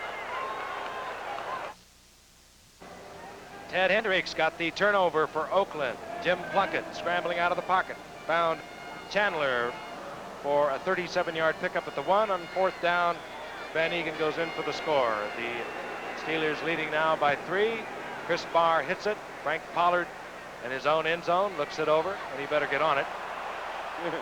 Which he does. It'll be a touchback, and the Steelers will begin at the 20-yard line.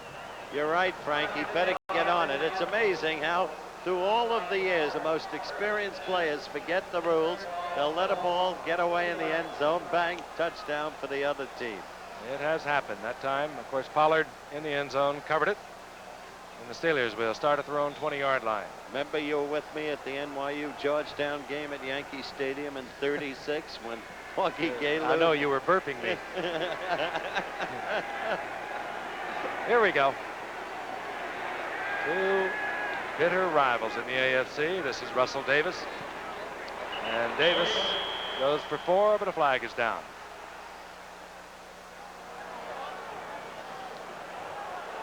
Man, they're really getting caught up in those penalties tonight over there, aren't they?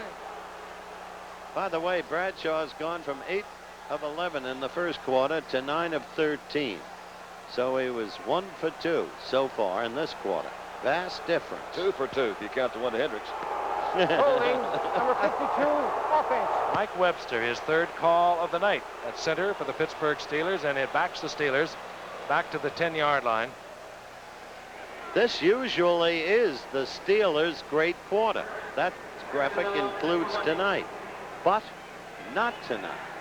First down and 20. Bradshaw will have to be careful. I don't think that word's in his vocabulary. That's a good one right there. Screen. Oh, is that pretty? Goes to the tight end, Benny Cunningham. Beautiful. Cunningham gets a block. And Cunningham out for a first down over the 30-yard line. No flags down on this one. Dave Browning made the save there. Beautifully set up screen. And you don't see screens in pro football much anymore because of the reading defenses, and that was a beautiful one. It's kind of an unusual one too, Frank. Even the tight ends, when you see a screen, more likely than not it will be to that back. But Cunningham moved out. They did have a good one. He cut back. You'll see Browning, number 73, coming in from his defensive end position, and that almost was a saving tackle.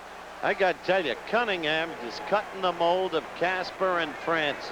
He really is. The block that got the first down was by Greg Hawthorne. Bradshaw happy to be out from the shadow of his goalpost. On 1st and 10, goes to the air once again. And a diving catch, a good catch. No, they say he was out of bounds. Theo Bell. No, they give it to him out to the 47-yard line. That was a good catch. Again, Terry had excellent time to throw. Look at Theo come back in. He sees the ball a little bit low and behind him. Again, great concentration. He's inside when he catches that. Looks like that ball bounced to the outside. Let's give it to him. I got to tell you, Don, Bradshaw is amazing. He doesn't know the word fear. He doesn't know the word conservatism. Okay, you scored on us. We'll come right back. That's what you're supposed to do when you get the ball. Hey, so I'll take it. It's our time now. Bradshaw has manipulated the Steelers from their own 10 out to their 47-yard line, and again on first down to the air. Underthrows Jim Smith, the intended receiver, feeling a little bit of pressure coming from a blitzing Matt Millen, the rookie from Penn State, number 55. I don't know what Paterno does up there at State College, but there is no human being who has ever lived who has had a way with the development of linebackers like Joe Paterno. Millen didn't even play linebacker all that much for him up there. It's kind of a new position for him, but he weighs 260 pounds, and that's the kind of the type of middle linebacker you think of. He's 6 foot, a little over 6 foot, 260. And he has 2 interceptions, so we know he can get back in the pass coverage. On 2nd and 10, Hawthorne, right side, stacked up defensively. Quickly up there was Mike Davis, turning it to the inside where Ted Hendricks, number 83, met the charge of Greg Hawthorne. There will be a loss of a couple. It'll be 3rd down and 12. That was an interesting call. Yeah, except, they made that a couple of times. They get them in that 3-man front, and if you can get on the outside, then you've got to have some really good pressure to come back up. What they caught was Oakland in the blitzing sort of a defense, closed them in. Rocky Blyer comes in. He's a good receiver. He wears number 20, of course, and 3 wide receivers are in for Bradshaw on the 3rd and 12. Calvin Sweeney in there, number 85, with Jim Smith and Theo Bell. Little blitz. Here they come. Look out. Bradshaw will go down at the 35-yard line. Cedric Hardman was there, and they bobbled the ball, and sprinting towards the end zone, number 53, that's Rod Martin. And they the got Raiders it. have turned it around, and Bradshaw is shaken up. Bradshaw, who was sacked by Cedric Hardman, coughed up the ball. Rod Martin picked it up, went into the end zone, and the Raiders are on top. Things were going along so smoothly. All of a sudden, he got a lot of pressure from the outside. I hope it's no more than just having the breath knocked out of him. Let's see if we can take another look at it.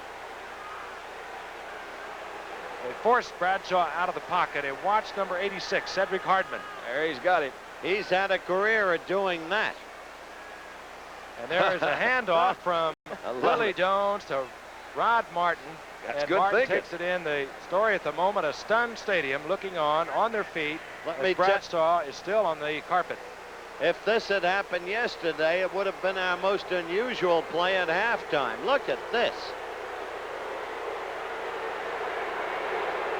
Tell you something. That's a tough lick, man. John Kolb is the guy, number 55. Bradshaw is still down. Kolb is playing for his first game in, about, I think, 4 or 5 weeks.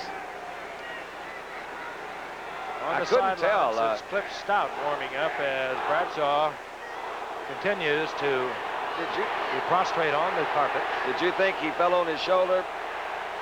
Very well a bit. He's wearing a different I don't know. mask tonight because he tried to punt. They thought he might have to punt tonight, and he's not wearing the mask that he ordinarily wears because last week when he had to punt, he could not see the football when he dropped it. So he has a much smaller mask, and the treatment appears to be to his head. Well, he's also wearing a flak jacket. He's holding his arm there, Left though. arm, and now That's he's what holding. He's doing. He's had some problems with both arms. He's had operations on that arm. He's had an operation on the right elbow. There's a limit to what even this great Steeler team can take in the way of injuries, and certainly there's no way they can lose a Bradshaw.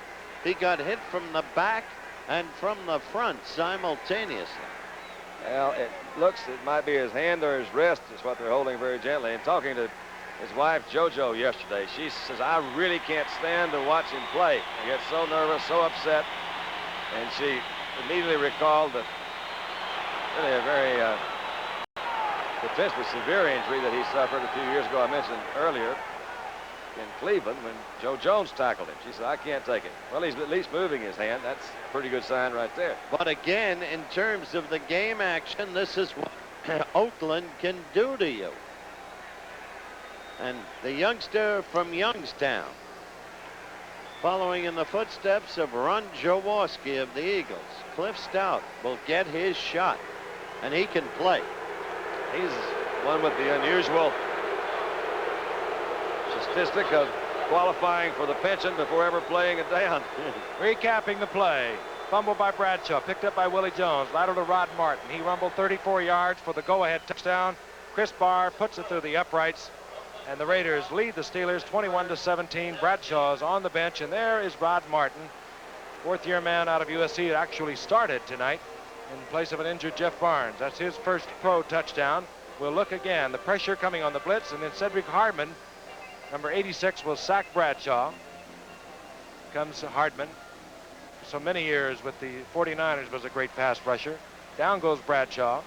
Does not fall on his left shoulder. No, that appears to be the one that's damaged. The pickup there by Willie Jones. The quick lateral to Rod Martin. Very heads-up play, but that is what has characterized the Oakland Raiders for so many years.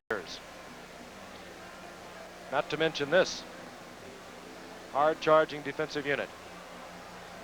We'll get word as quickly as we can about the condition of Terry Bradshaw. I wouldn't be surprised to see him back. Terry has a history of leaving ball games and coming back. Well, let's hope so. We have 3:05, Frank, in the second quarter. Great football game. Chris Barr will kick off for the Oakland Raiders. This is Frank Pollard. Again in his end zone, and this time he'll bring it out.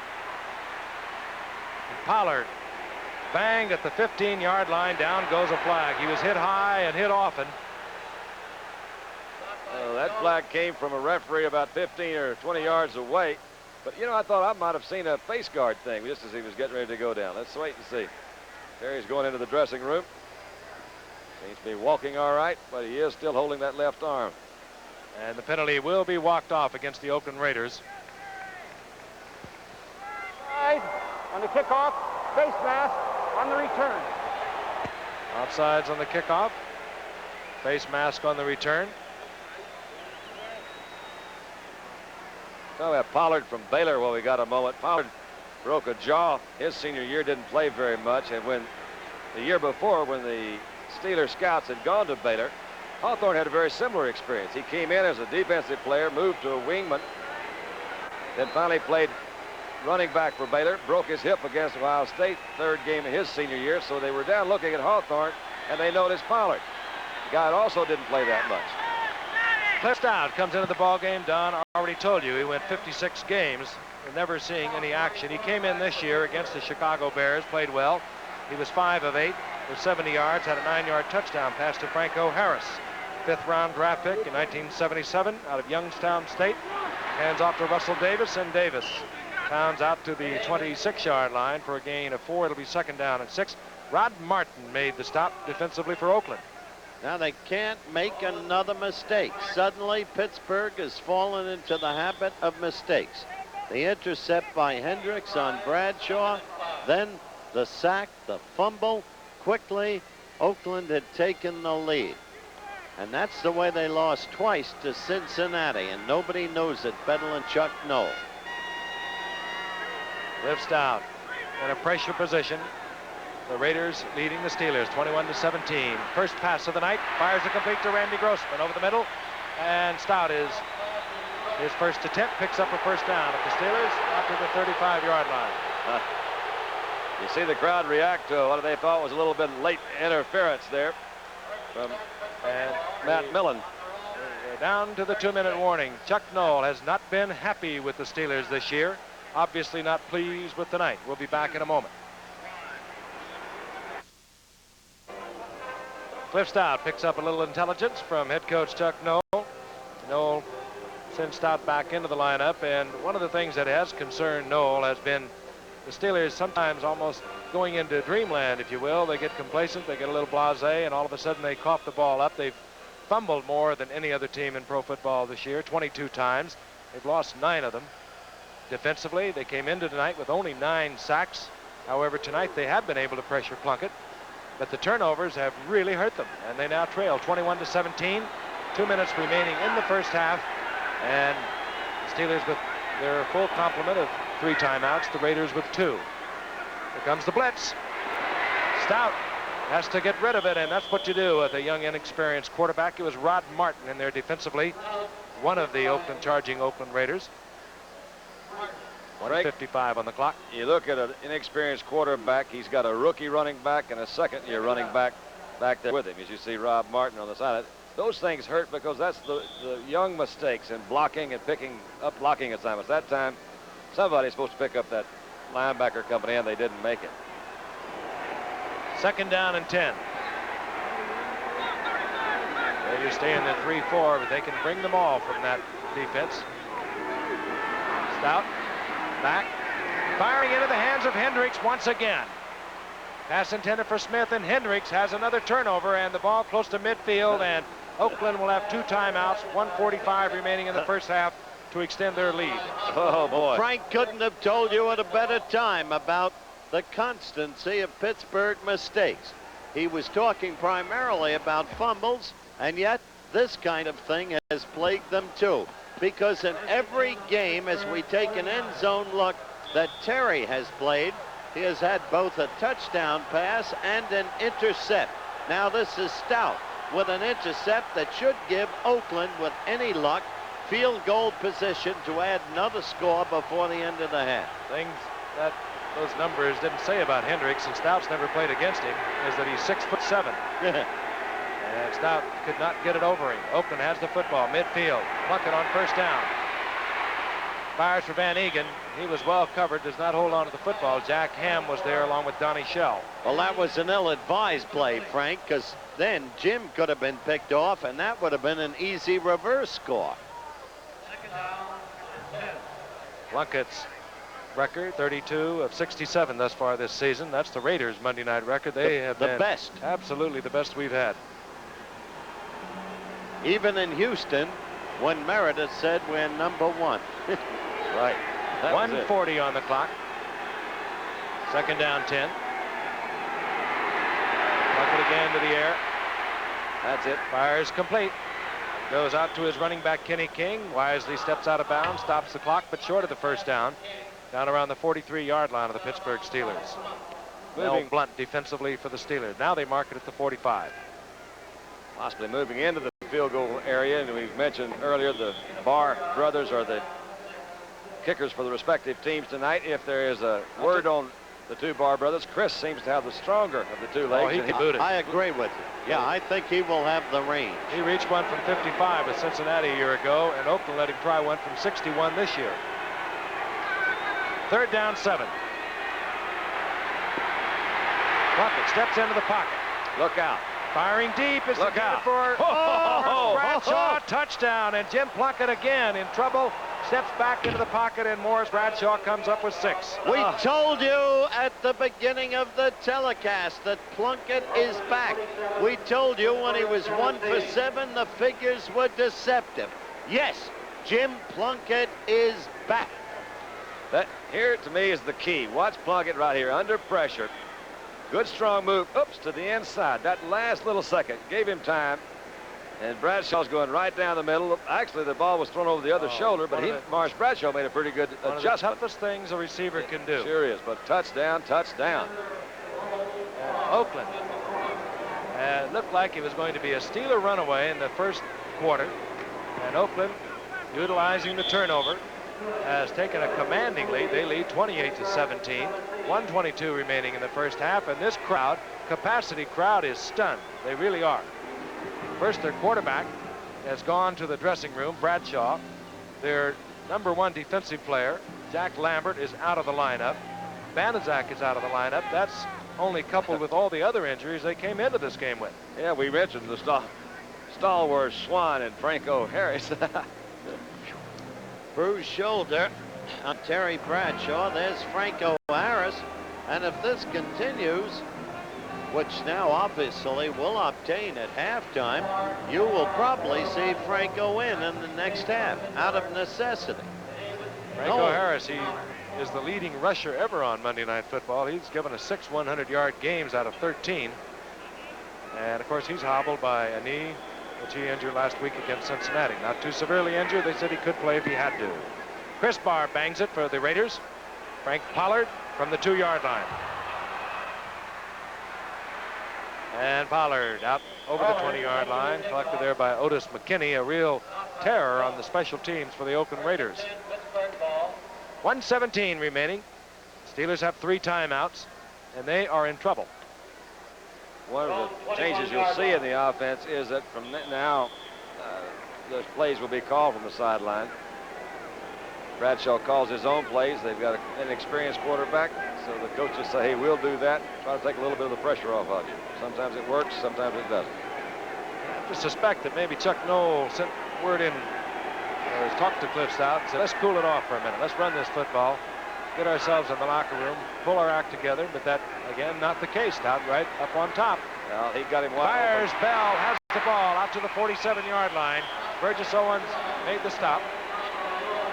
And the Steelers trying to conserve their timeout. Seconds ticking away. 1 minute now remaining in the first half. The Steelers have 3 timeouts.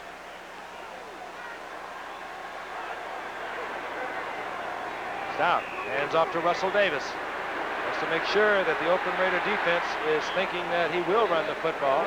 Davis steps out of bounds wisely at the 46-yard line, stops the clock with 48 seconds remaining in the half. Thought he was going to lose yardage behind the line of scrimmage. Then I thought, well, he certainly won't get out of bounds. He eluded about 3 tacklers and not only got out of bounds, but picked up a good solid 7.5, 8 yards. He did both. They're not far from field goal position, but remember, even with a field goal, they would still trail by 8 points. Still, it would be a healthy thing to have. Smith right, 86. Theo Bell out of your shot, bottom of the screen. Randy Grossman is in the slot. Stout has the time. Dumps it off to Hawthorne.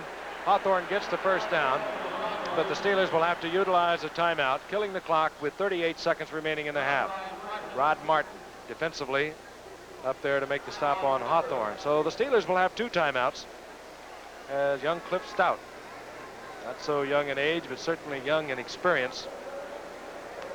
Well, he really is only 25 years old, but you're right. That time, I think maybe with a little bit more experience, he would have gone ahead and run that ball to the sideline himself and could have stopped the clock.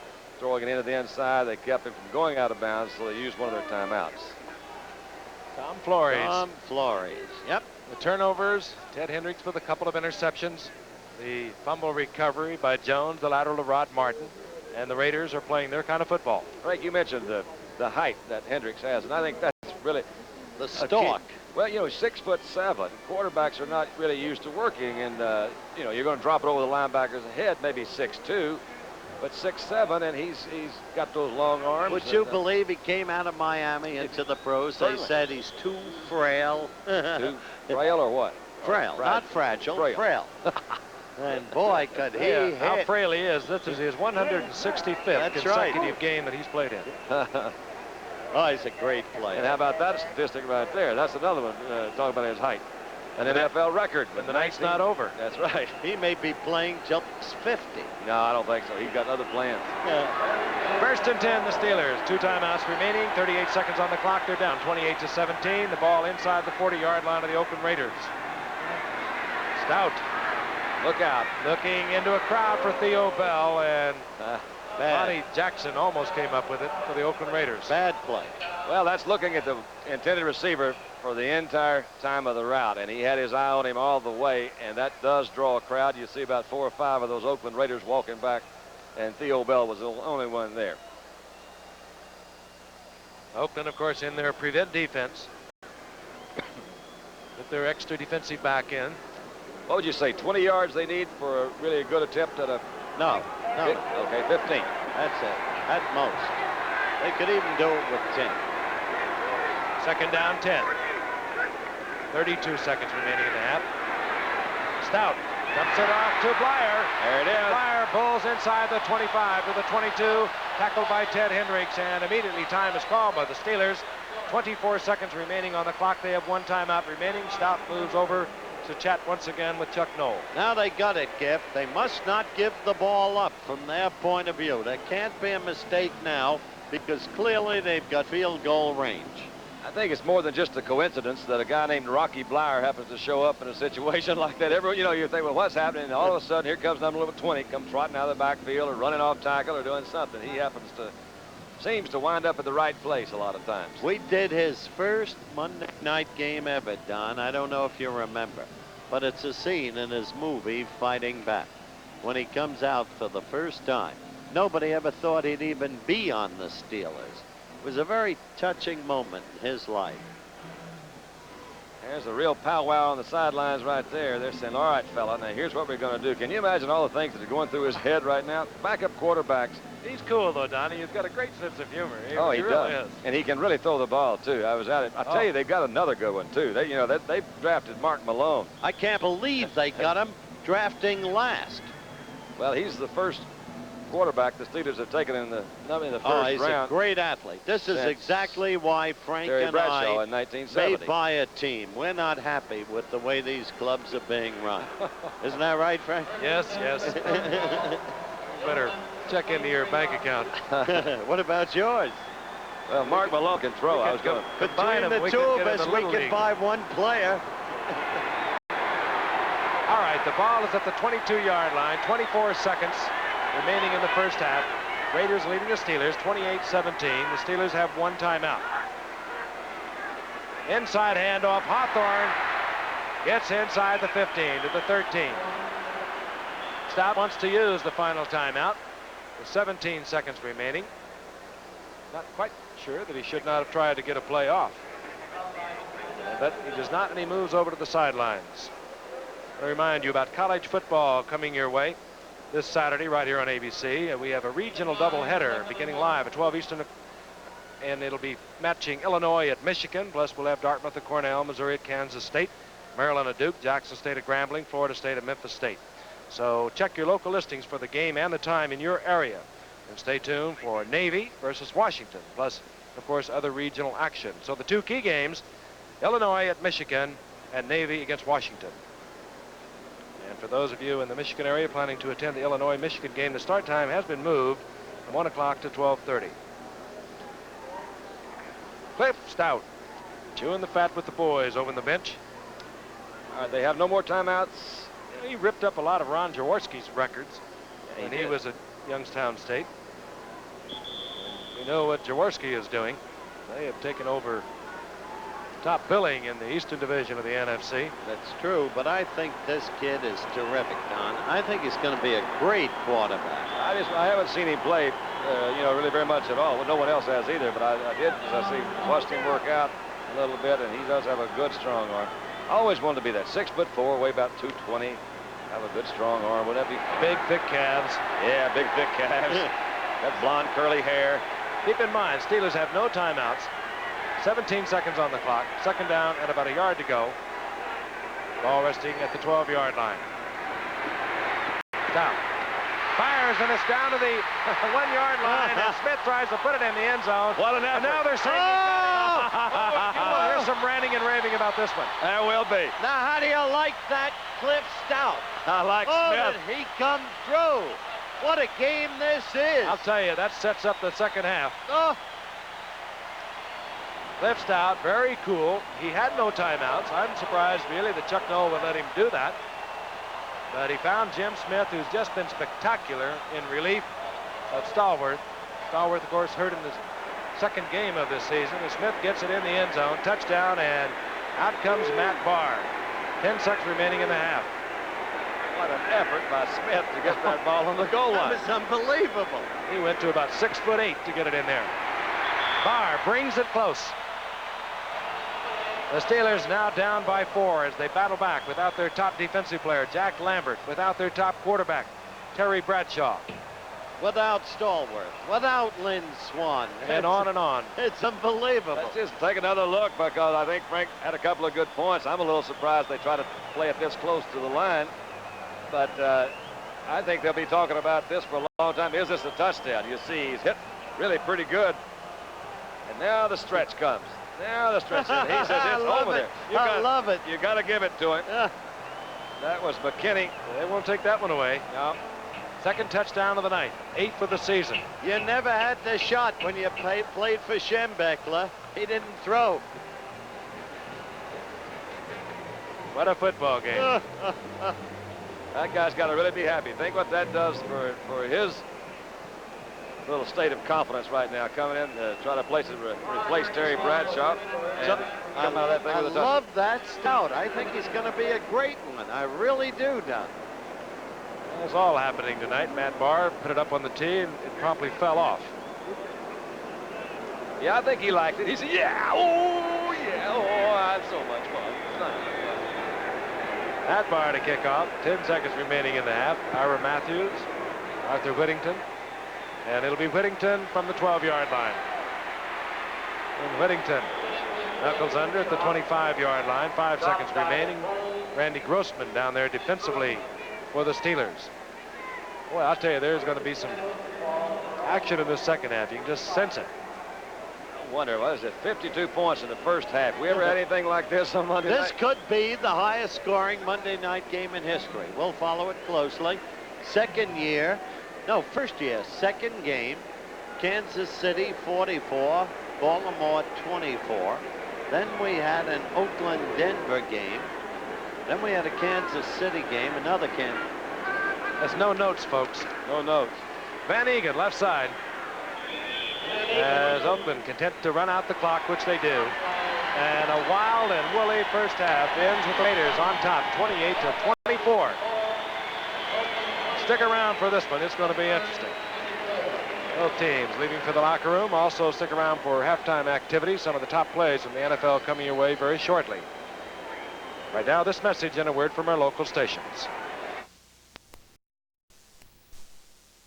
Time score in an absolutely spectacular game. Oakland 28, the Steelers 24.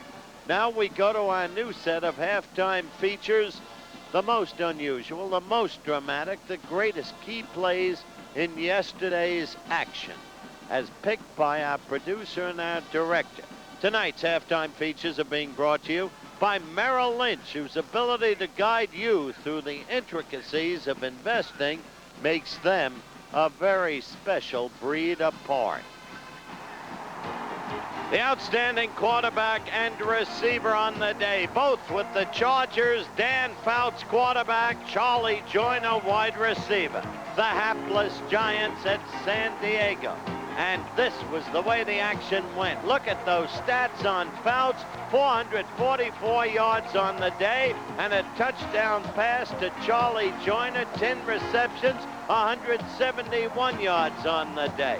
Fouts not only broke his own record for passing, but look at that one right there to John Jefferson. Kellen Winslow, the great young tight end, and Jefferson and Joyner, 100 yards all on the day. The outstanding running back, Earl Campbell of the Houston Oilers, as Houston did away with the Tampa Bay Buccaneers in the Astrodome. Earl had his first 200-yard game ever, and this was his longest run of the day, 28 yards down the left side. There are the stats. Curtis Jordan finally downed him. He was an unstoppable runner all day long. This another evidence. Watch him break Cedric Brown's tackle. That was 34 of the opposition team. Earl Campbell, the most unusual play of the day in the same game, and it involved Danny Reese and Cedric Brown, and also Earl Campbell. The Bucks trailing 20-7 in the fourth quarter. Stable to Campbell. Campbell in for a short gain, and then he lost the ball. Reese picked it up, and then lateral to that man, Cedric Brown, number 34. He went 80 yards for the touchdown behind the blocking of David Logan. So that had to be the most unusual play of the day. But not a happy day, despite that play, for Tampa Bay. Pass of the day. Vince Evans of the Chicago Bears. James Scott, the man the Jets didn't want of the Chicago Bears. It happened in Chicago's 24-7 upset of Detroit. It happened this way. Evans, a brilliant athlete from USC, throwing deep downfield. The defender half slipping, but Scott too speedy. There it was, the touchdown, and that sparked the upset. Then, the defensive play of the day. A man wearing number 46 named Don Bessalou in the upset of the Dolphins over the Buffalo Bills 17-14. This was the way it happened. Joey Ferguson throwing that little pass to Joe Cribbs, hit, fumbled the ball. Bessalou picked it up. There he went, 44 yards, the touchdown. That got the Dolphins off to the early lead that sparked the upset. Kick return of the day for the hottest team in football, Horace Ivory of the New England Patriots. The Colts were ahead of the Patriots when it happened, 21-17. The Colts themselves, the winners of 3 in a row. And with that lead, they kicked off. Watch Ivory. Watch him closely. That quick burst through the hole. Then cutting half right. Eluding tackler after tackler. All the way downfield. 98 yards. New England went on to their 5th straight win. They're at 6-1 on the year. How about the most dramatic play of the day? It had to be Brian Sipe and Dave Logan of the Browns and their incredible victory over Green Bay. They were in a desperate situation. 25 seconds left in the game, losing 21-20. 3rd and 20 at the pack of 46, and Sipe went to work. To Logan, probably the most underpublicized great player in the league. He caught it on the 19, sped in for the score. Cleveland had won the game. Now let's take another look. Watch Sipe. Total blitz put on him by Green Bay. He held together, spotted his receiver, threw it perfectly. Sipe proved himself a year ago, and there was Logan. And I'll tell you, this Cleveland team has a way of coming back. They stay in the chase. They have won 4 of their last 5 games. And so, in the very tough AFC Central, a critical victory. We're at halftime here at Pittsburgh. A wildly offensive game between the Oakland Raiders and the Pittsburgh Steelers. Oakland on top 28-24 over the Pittsburgh Steelers. Let's take a look at some of the action as it took place. Let's pick up the action with Pittsburgh on top 17-14 at this point here in the second quarter. Bradshaw back under pressure. Watch from the right of your screen. Cedric Hardman pursues Bradshaw. He'll come up with the sack. Down goes Bradshaw. Bradshaw is hurt, bruised his elbow, but more importantly, Willie Jones comes up with the ball, and he quickly laterals off to Rod Martin. Rod Martin moves it in, 34-yard touchdown, and the Oakland Raiders all of a sudden are fired up. And then another turnover. Ted Hendricks comes up with another interception. Jim Plunkett. Now watch, Jim Plunkett will feel a lot of pressure. The Steelers coming with their pass rush. Plunkett looking far downfield, steps inside, finds Morris Bradshaw, another touchdown for the Oakland Raiders. A beautifully thrown ball, splitting the zone, was Bradshaw, 45-yard TD. Bradshaw went out of the game. We understand he will come back in the second half. But Cliff Stout, with no timeouts remaining, 17 seconds on the clock, had talked with Chuck Noll, came in, looked for Jim Smith over the middle. Jim Smith at the 1-yard line. Smith catches the football, full concentration, puts the arms out, and the indication, Pittsburgh touchdown. So Pittsburgh came back. They are now trailing by only 4 points here in the second half, and you better believe there's conversation going on in both those locker rooms, particularly the Pittsburgh Steeler locker room, where Chuck Noll obviously unhappy and distressed with the second quarter of the Steelers. We'll be back in a moment. This exclusive is being brought to you by Buick and your Buick dealer, who invite you to see all the 81 Buicks from Riviera to Skylark to the new Regal, and by new gas-saving Pennzoil. Quality in every extra mile. Ask for it. And we'll be back with the second half kickoff. But right now, this message from the National Football League, and then a word from our local stations. Stay with us. More action coming up. Back at Three River Stadium, and a wild offensive football show. The Pittsburgh Steelers down by 4 to the Oakland Raiders here at halftime. Interestingly enough, this is the most points we have ever had scored in the first half of a Monday night football game. And even more interestingly, Frank, look at the differential in time of possession. Overwhelmingly Pittsburgh. First downs overwhelmingly Pittsburgh, but Oakland, with its opportunism, and apparently Terry Bradshaw will be back, though Cliff Stout was wonderful in driving the Steelers to a touchdown as the first half ended. That brought them right back into the thick of things. Interestingly enough, Oakland has taken advantage of every opportunity given to them by Pittsburgh via the turnovers that have plagued the Steelers all season long. Gift set to go for the second half. Matt Barr will kick off for the Steelers. Ira Matthews is deep, number 43, along with Arthur Whittington. Steelers 4-2 on this young season. If they lose tonight, they fall into a tie with Cleveland and Houston. The Raiders, a win tonight puts them 1 game behind San Diego in their division, and this is Matthews. Matthews out to the 25-yard line, popped there by Calvin Sweeney. Oakland's first possession. At the beginning of the first half, Pittsburgh took the ball the length of the field to put the first points on the scoreboard. It looked like a Pittsburgh Steeler runaway. And then a couple of turnovers, 2 interceptions by Ted Hendricks. And that really takes care of the time of possession, because Oakland struck quickly after both of those. They also scored on a sack of Bradshaw, a fumble, and a lateral from Willie Jones to Rod Martin. There's Cliff Stout, who came in, took the Steelers the length of the field, picked up a touchdown with 17 seconds remaining to bring the Steelers to within 4. Plunkett's the quarterback to setbacks. Van Egan 30, Kenny King 33. On first down, Plunkett immediately to the air. Fires, and it's complete to the tight end, Raymond Chester, out close to the 29-yard line. It'll be a gain of 4 at second down and 6. Raymond Chester, originally drafted by the Oakland Raiders after a couple of years, traded to Baltimore, and came back a couple of years ago and had a sensational year a year ago with 58 receptions. A first-round draft choice by Davis out of Morgan State, and now back, and a key man, and one of the reasons Davis was able to trade Casper. Important game for these two bitter rivals in the AFC. Oakland trying to catch San Diego. Good hole there. Trying to maintain their lead as Van Egan gets the call and gets up to the 35-yard line, short of the first down by about a foot. Now they mark it at the 34, so it'll be about a yard for the first down. Jack Lambert went out of the action in the first half. Strain knee on the part of Jack Lambert. Of course, he is a bit of an inspirational leader to the entire defensive unit of the Steelers. Great middle linebacker, Jack Lambert. He's on the sidelines.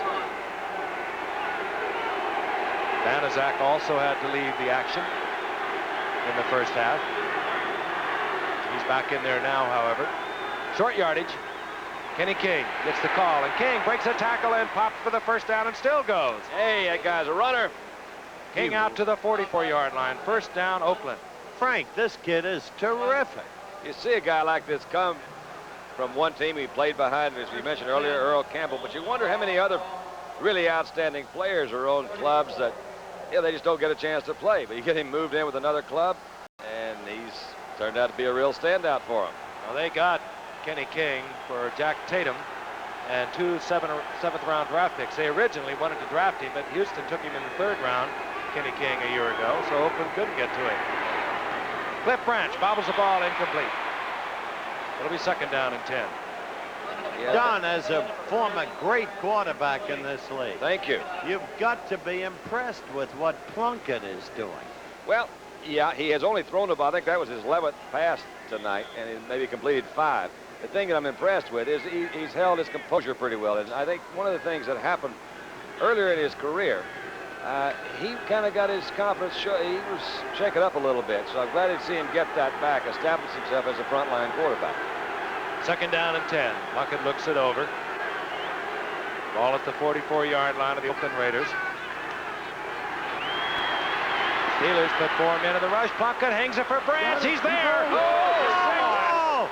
Plunkett, who hit Branch a week ago for 43 yards, has hit for 56 yards again to the speedy Cliff Branch, and Plunkett is having himself a night. That one was perfectly thrown. Mel Blount was out there. It appeared that there was a slight hesitation. Mel, I don't know whether he looked to the inside and saw Dirt Winston back there. That was Dirt Winston all the way back, the middle linebacker. See number 53, he takes off running.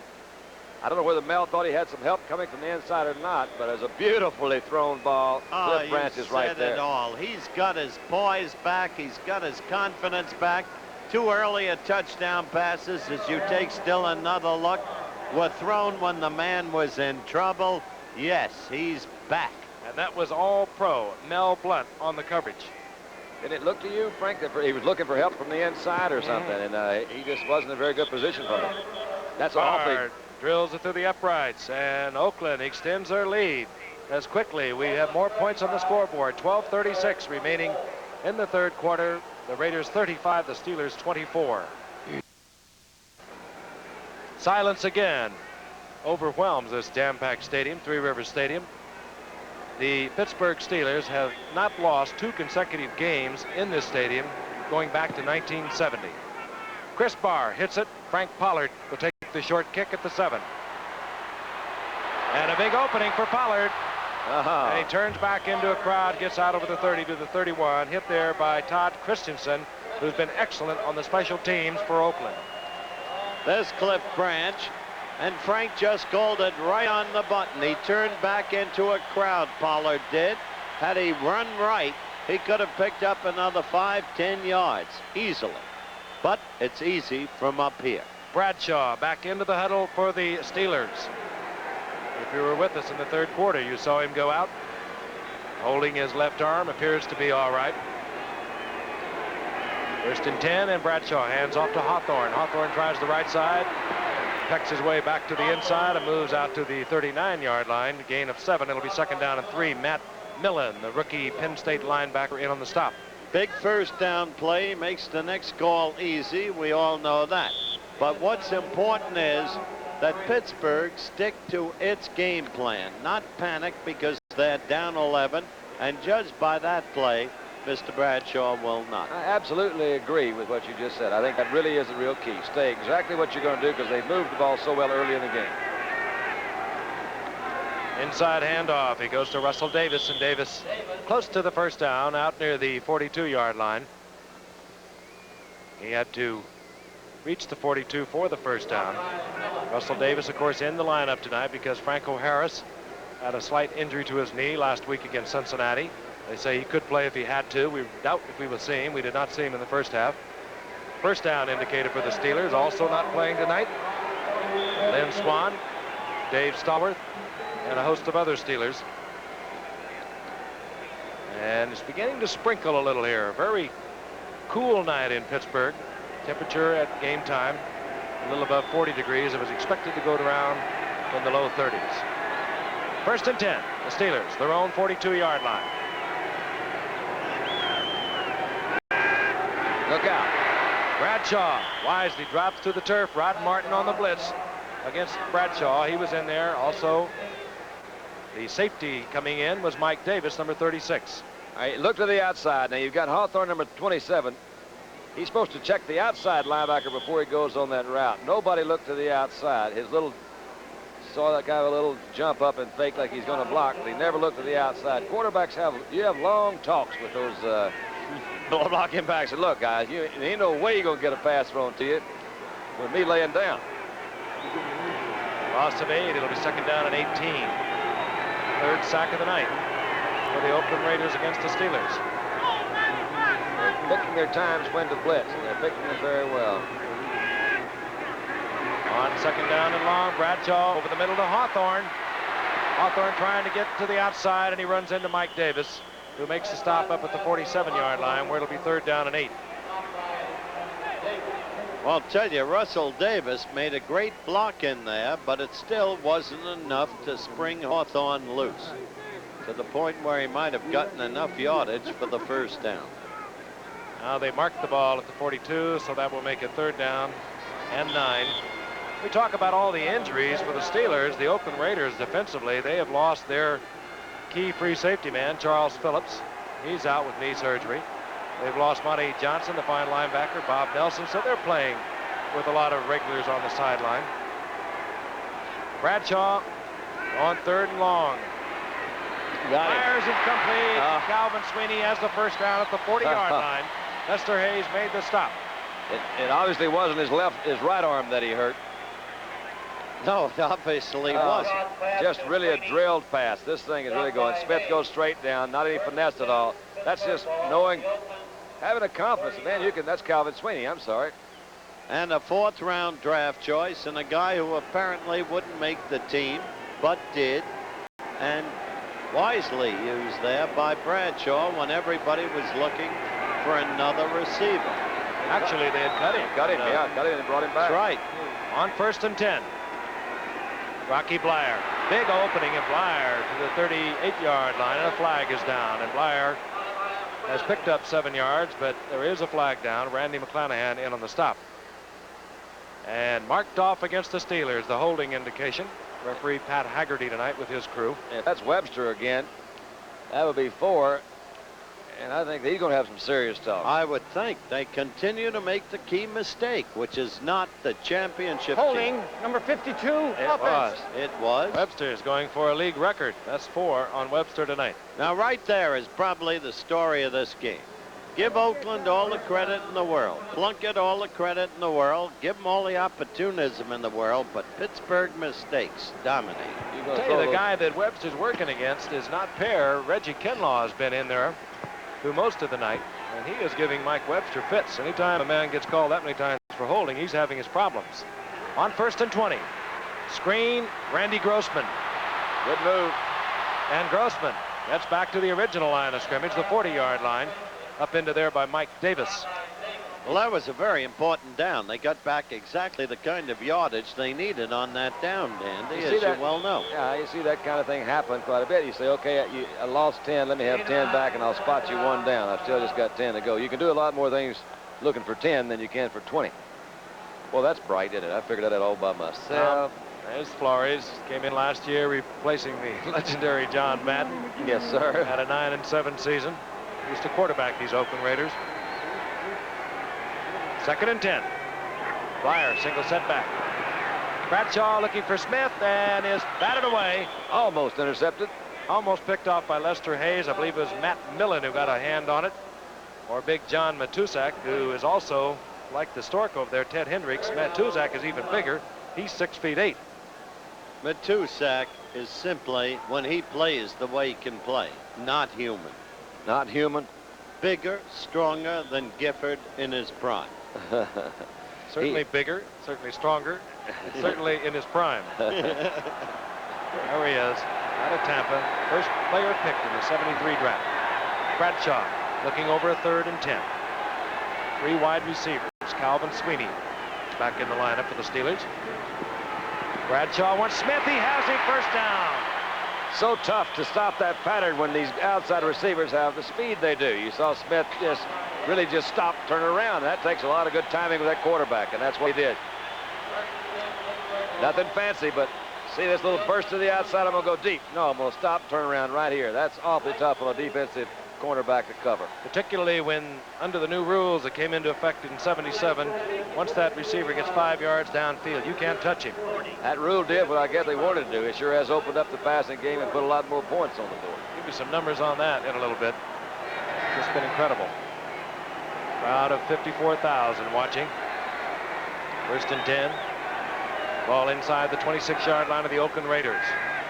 Bradshaw with play action, throws it up for Theo Bell. He does not hold on. Oh, dangerous throw done. Double coverage, right in the middle of it. Dangerous throw. Well, but let's give old, you know, I can't get. Somebody made a real good move coming back in there to fill in on that deep safety. The ball was thrown right on line. Theo Bell, it was a quick throw. You mentioned a little play action fake on the inside. That's Aaron Matthews right there, but number 44, Burgess Owens, coming over from the safety. He's the guy that made the big jump and knocked it away. Interesting to see Burgess Owens in an Oakland uniform. Shows what coaching can do. A #1 draft choice for the New York Jets. Through all the years, they said he didn't measure up. But with this club, a great athlete, he more than measures up. 2nd down 10. Here comes the blitz, and Bradshaw drops the ball and has to fall on it back at the 32. It'll be 3rd down and 16. Oh, that's bad. Trying to make that handoff with the left hand that we don't know exactly what injury that was, but it was to his left hand, left elbow or something. And it appeared he made that fake, try to hold the ball with just that one hand. So whether it was his left hand or shoulder or arm, whatever it was, I think that might have caused the fumble.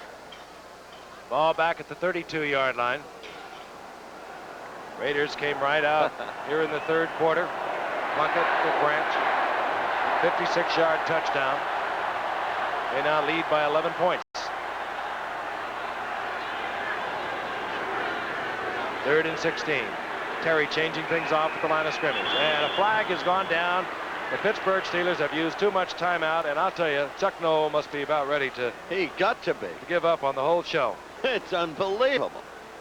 Seemed looking around, and you look what personnel you have in the game at that time. He had them in the formation he really couldn't do much with. He was trying to figure out, how can I change this play? Didn't have the right people in there. Play of game, offense. 4 times Super Bowl champions, victimized constantly by their own mistakes. 3rd down 21. Doesn't seem possible, does it? Yeah, happens. Does not seem possible. Ball inside Oakland's 37-yard line, and the Steelers would like to come away with something if they could on this drive. 7:20 remaining in the 3rd quarter. Bradshaw. Man is open. It's Bell. Touchdown. Touchdown, Bell. On 3rd down and 21. And slipping and falling was Monty Jackson back there pursuing Bell. I don't know whether he could knock it away or not. He never had the opportunity. He fell. Touchdown, Pittsburgh. Do you believe this game? I can't believe that throw. If the conversion is good, it'll be 35-31. We will have had 66 points. Let's look at an end zone replay. Again, look at the mobility. He got him moving. He missed. That was Browning, came through there. Fell down. The ball's again right on the money. Theo almost went out of bounds, but he tiptoed through for 6. To the Tulips. That was Monty Jackson that we saw, number 42. He says, how in the world did I trip? Here's Matt Barr for the conversion. Colquitt gets it down through the uprights, and the Steelers are back in it once again. What a scoring football game we have tonight. Again, a spread of 4 with the Raiders on top, 35-31. What's the record height? All right, let's look at it again, isolation.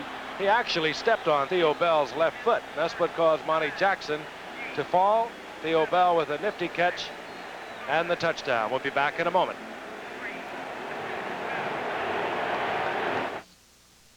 Here in Pittsburgh, with half of the 3rd quarter still remaining, both teams have put touchdowns up on the scoreboard. Both coming on long passes. Matt Barr to kick off for the Steelers. And this will be Arthur Whittington from the 12-yard line. Down goes Whittington. Robin Cole hustling Whittington to the turf inside the 20-yard line. Robin Cole. He is a good one. What classics these two teams have produced over the 70s, and a lot of hard feelings that have been generated. The mystical catch by Franco Harris a few years ago, well remembered by Oakland. And of course the bitterness that came out of other games. Late hits, accusations, court cases. And now they're going at it in another classic. It's 35-31 with 7:07 remaining in the third quarter, and the Raiders are still on top. And the crowd is beginning to get into it. Nearly 54,000 of them capacity here at Three Rivers. Kenny King gets the call, and King runs into Dirk Winston after a gain of a couple. Now right here, Don, Plunkett must not become conservative. Do you agree? I agree. You must not allow the hometown crowd, which this is a very The face mask call down on the field. Another flag indicated against the Steelers.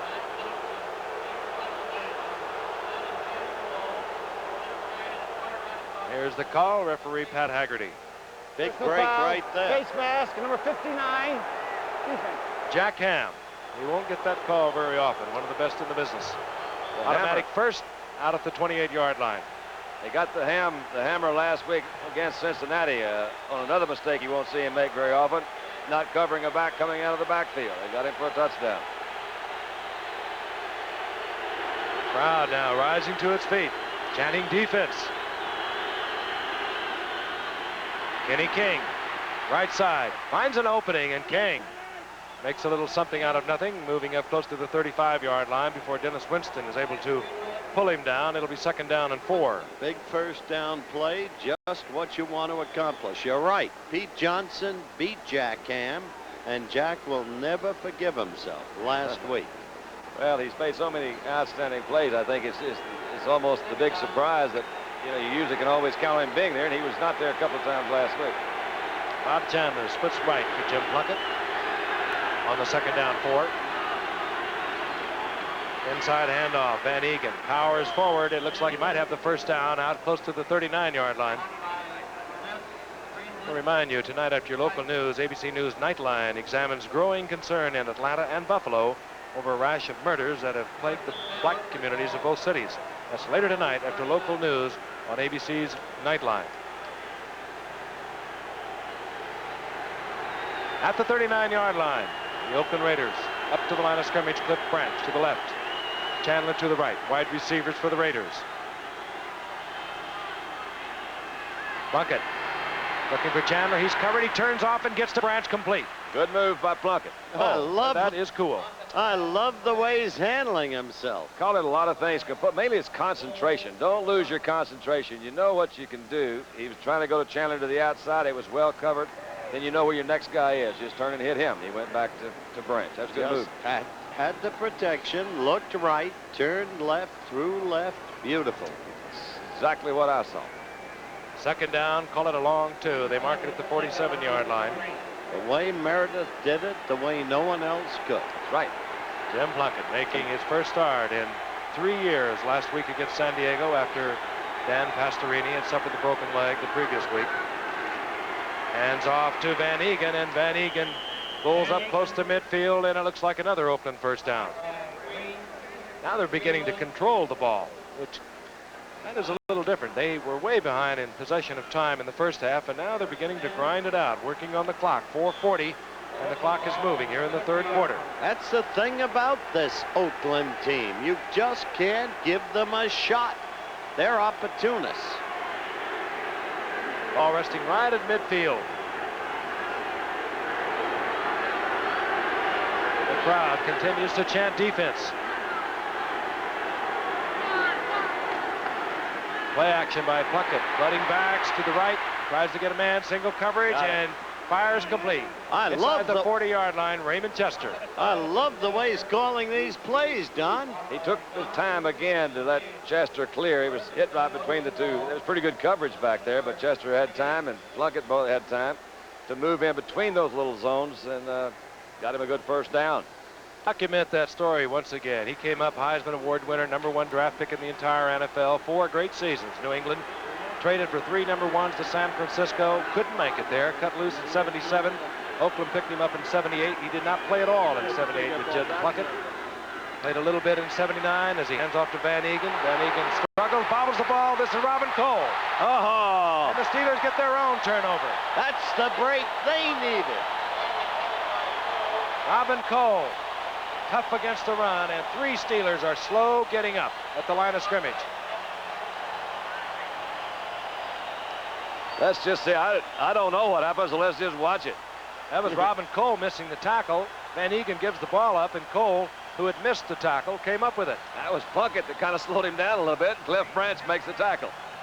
So now the Steelers, they're down by 4 points. They have the ball. They're in Oakland Raider territory at the 49-yard line, and we'll be back in Pittsburgh in a moment. Along with Howard Cosell and Don Meredith in a wild and woolly football game from Three Rivers Stadium, Pittsburgh, Pennsylvania, and nothing new about that. We anticipated it. Whenever these teams get together, as they have over the past decade, it's been something special. Steelers, Robin Cole's recovery of a Van Egan fumble, have the football, 49-yard line of the Raiders. Bradshaw under pressure, and down he goes again, the safety blitz. It was Mike Davis. Bradshaw down all the way back at his own 44-yard line, a loss of 7. Frank and I saw Mike Davis and Lester Hayes come up. We sat with Al Davis, and he said, I've got 2 of the best young defensive backs you'll ever see. Here's the replay. We'll continue the story. Don Caldwell.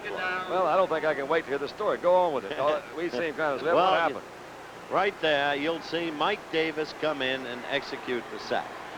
And Davis explained to us then, you'll remember, Frank, we had Willie Brown, we had Atkinson, we had Tatum. We couldn't break in the young ones. Now we can, and so they have. Second down, 16. Bradshaw, screen pass. Benny Cunningham. Good screen in front of Cunningham, and a flag goes down as Cunningham goes down at the 40. That could be another holding penalty against Pittsburgh.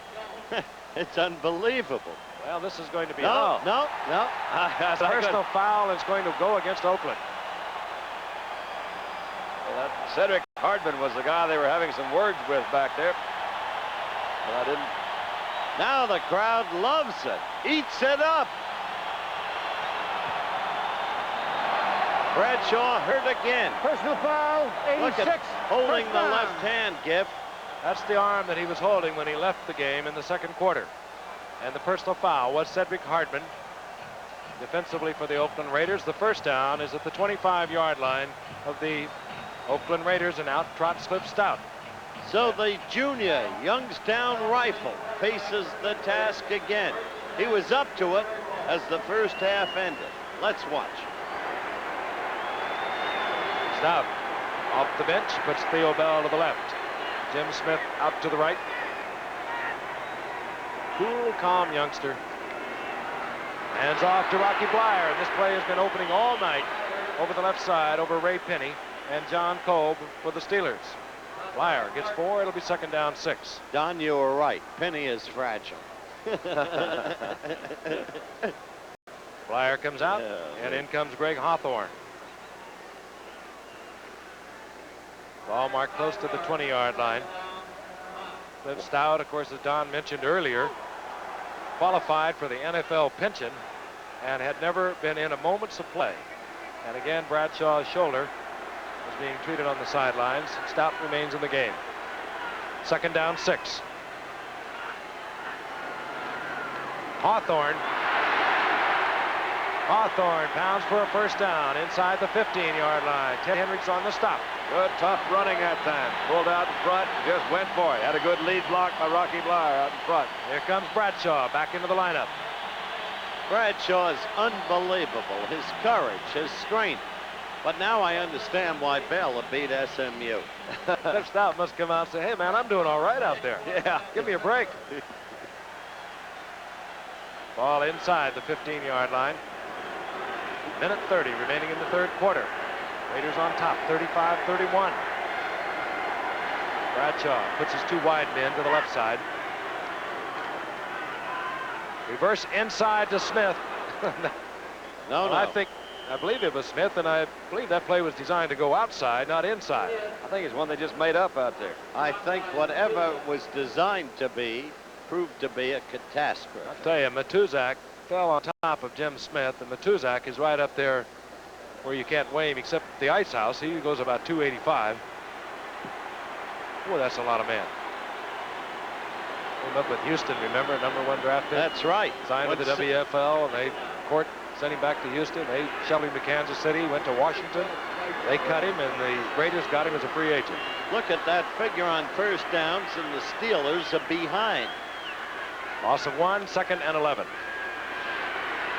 Bradshaw, a lot of time. Overthrows Bell in the end zone, but he was well covered, picked up there by Monty Jackson. Good defensive coverage all around. Just didn't have anybody open. I think Terry may have thrown that one away as much as anything. So he'll have a 3rd down and 11. A field goal would help, but it's not what they wanted. Steelers, I think, lead the league in their 3rd down conversion attempts, yes. Yeah. I only thought they did till now. Now I know they do. Yeah, it's close. 3rd and 11. Calvin Sweeney goes out to the right by Bradshaw. Jim Smith is in the slot. Up at the top of your screen, the other wide receiver is Bell. Going in the corner of the end zone, and there is almost caught down there by Bell. Monty Jackson just turned around in time to see it.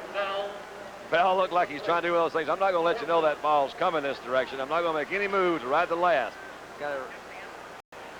Let's just see him. He said, wait a minute. Here we go. Johnson said, I've seen this song before. This time I'm not stepping on your feet. But look how Bell goes up for that ball. Almost made a great catch. Would have been out of bounds, though, I think, anyway. All right, 4th down. We see Matt Barr. 32-yard attempt. The holder is Colquitt. The center is Mike Webster. Matt has had some tough problems of late. Hit the goal post a couple times and barely missed one. And I think he just missed another. Matt Barr got it. drills it through the uprights. That's close. That is his 12th field goal out of 12 attempts from inside the 30. Steelers draw to within 1. This. 19 seconds remaining in the 3rd quarter, and the Steelers have drawn to within 1. The Raiders 35, the Steelers 34. Matt Barr to kick off. Deep will be Matthews 43, Whittington 22. And it will be Ira Matthews, a 2nd-year man out of Wisconsin, trying to turn the corner. Out of bounds. Turns the corner and steps out of bounds out at the 17-yard line. So the Oakland Raiders will begin deep in their own territory. He's hit Cole, and boy, I'll tell you, he is a tough man against the run. Easy to second guess, Frank, but I didn't like the sequence of calls, the play selection on the last Pittsburgh series of downs. Don, I don't see where they just don't use the tight end enough. And I've sent word to the bench. I want Chuck Noll up here right now, and I want you to talk to him about that. Well, they have not thrown to him. We talked about it earlier. They have not used the tight ends except for the screens tonight, really that much. Not only that, but Chuck will listen. I know he will. Bucket looks over the defense as the crowd chants defense, defense. Bucket hands off to Arthur Whittington. Whoa. And Whittington is drilled by Donnie Shell. My gosh. And that is a typical Donnie Shell tackle, and that ends the 3rd quarter. The score, the Raiders 35, the Steelers 34. We'll return for the 4th quarter in just a moment.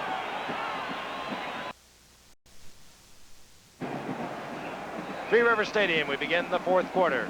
35-34, the Raiders over the Steelers. Raiders have the football, 2nd down and 10. Ball at the 18-yard line. Tim Plunkett, who has been brilliant tonight, brings the Oakland Raiders up. Under pressure, Plunkett gets it off the tight end, Raymond Chester, and he has another Oakland 1st down out of the 29-yard line. Now there's a guy who uses his tight end. He certainly does. And that first play, last play of the 3rd quarter, you saw Donnie Shell come up and make a really good stop. Again, they get these defensive players aroused. And look there what we've got coming up next Sunday in Dallas, Texas. You talk about a shootout. We're going to have one next Sunday with the San Diego Chargers, with Fouts and company, and the old Cowboys there. With Fouts and with Danny White What a game. Oakland 1st down, their own 29-yard line. Van Egan gets the call, and Van Egan breaks the tackle and pops out over the 30 to the 33. A gain of 3. It'll be 2nd down and 7. Let's take a look at the 3rd quarter stats. Big play game tonight. Look at the differential in 1st downs. Rushing yards pretty even. Passing yards overwhelmingly Steelers. Total yards Steelers. Time of possession Steelers. But the opportunistic Oakland team with a resurgent Plunkett leads by 1. 2nd down, 6. Ball at the 33-yard line.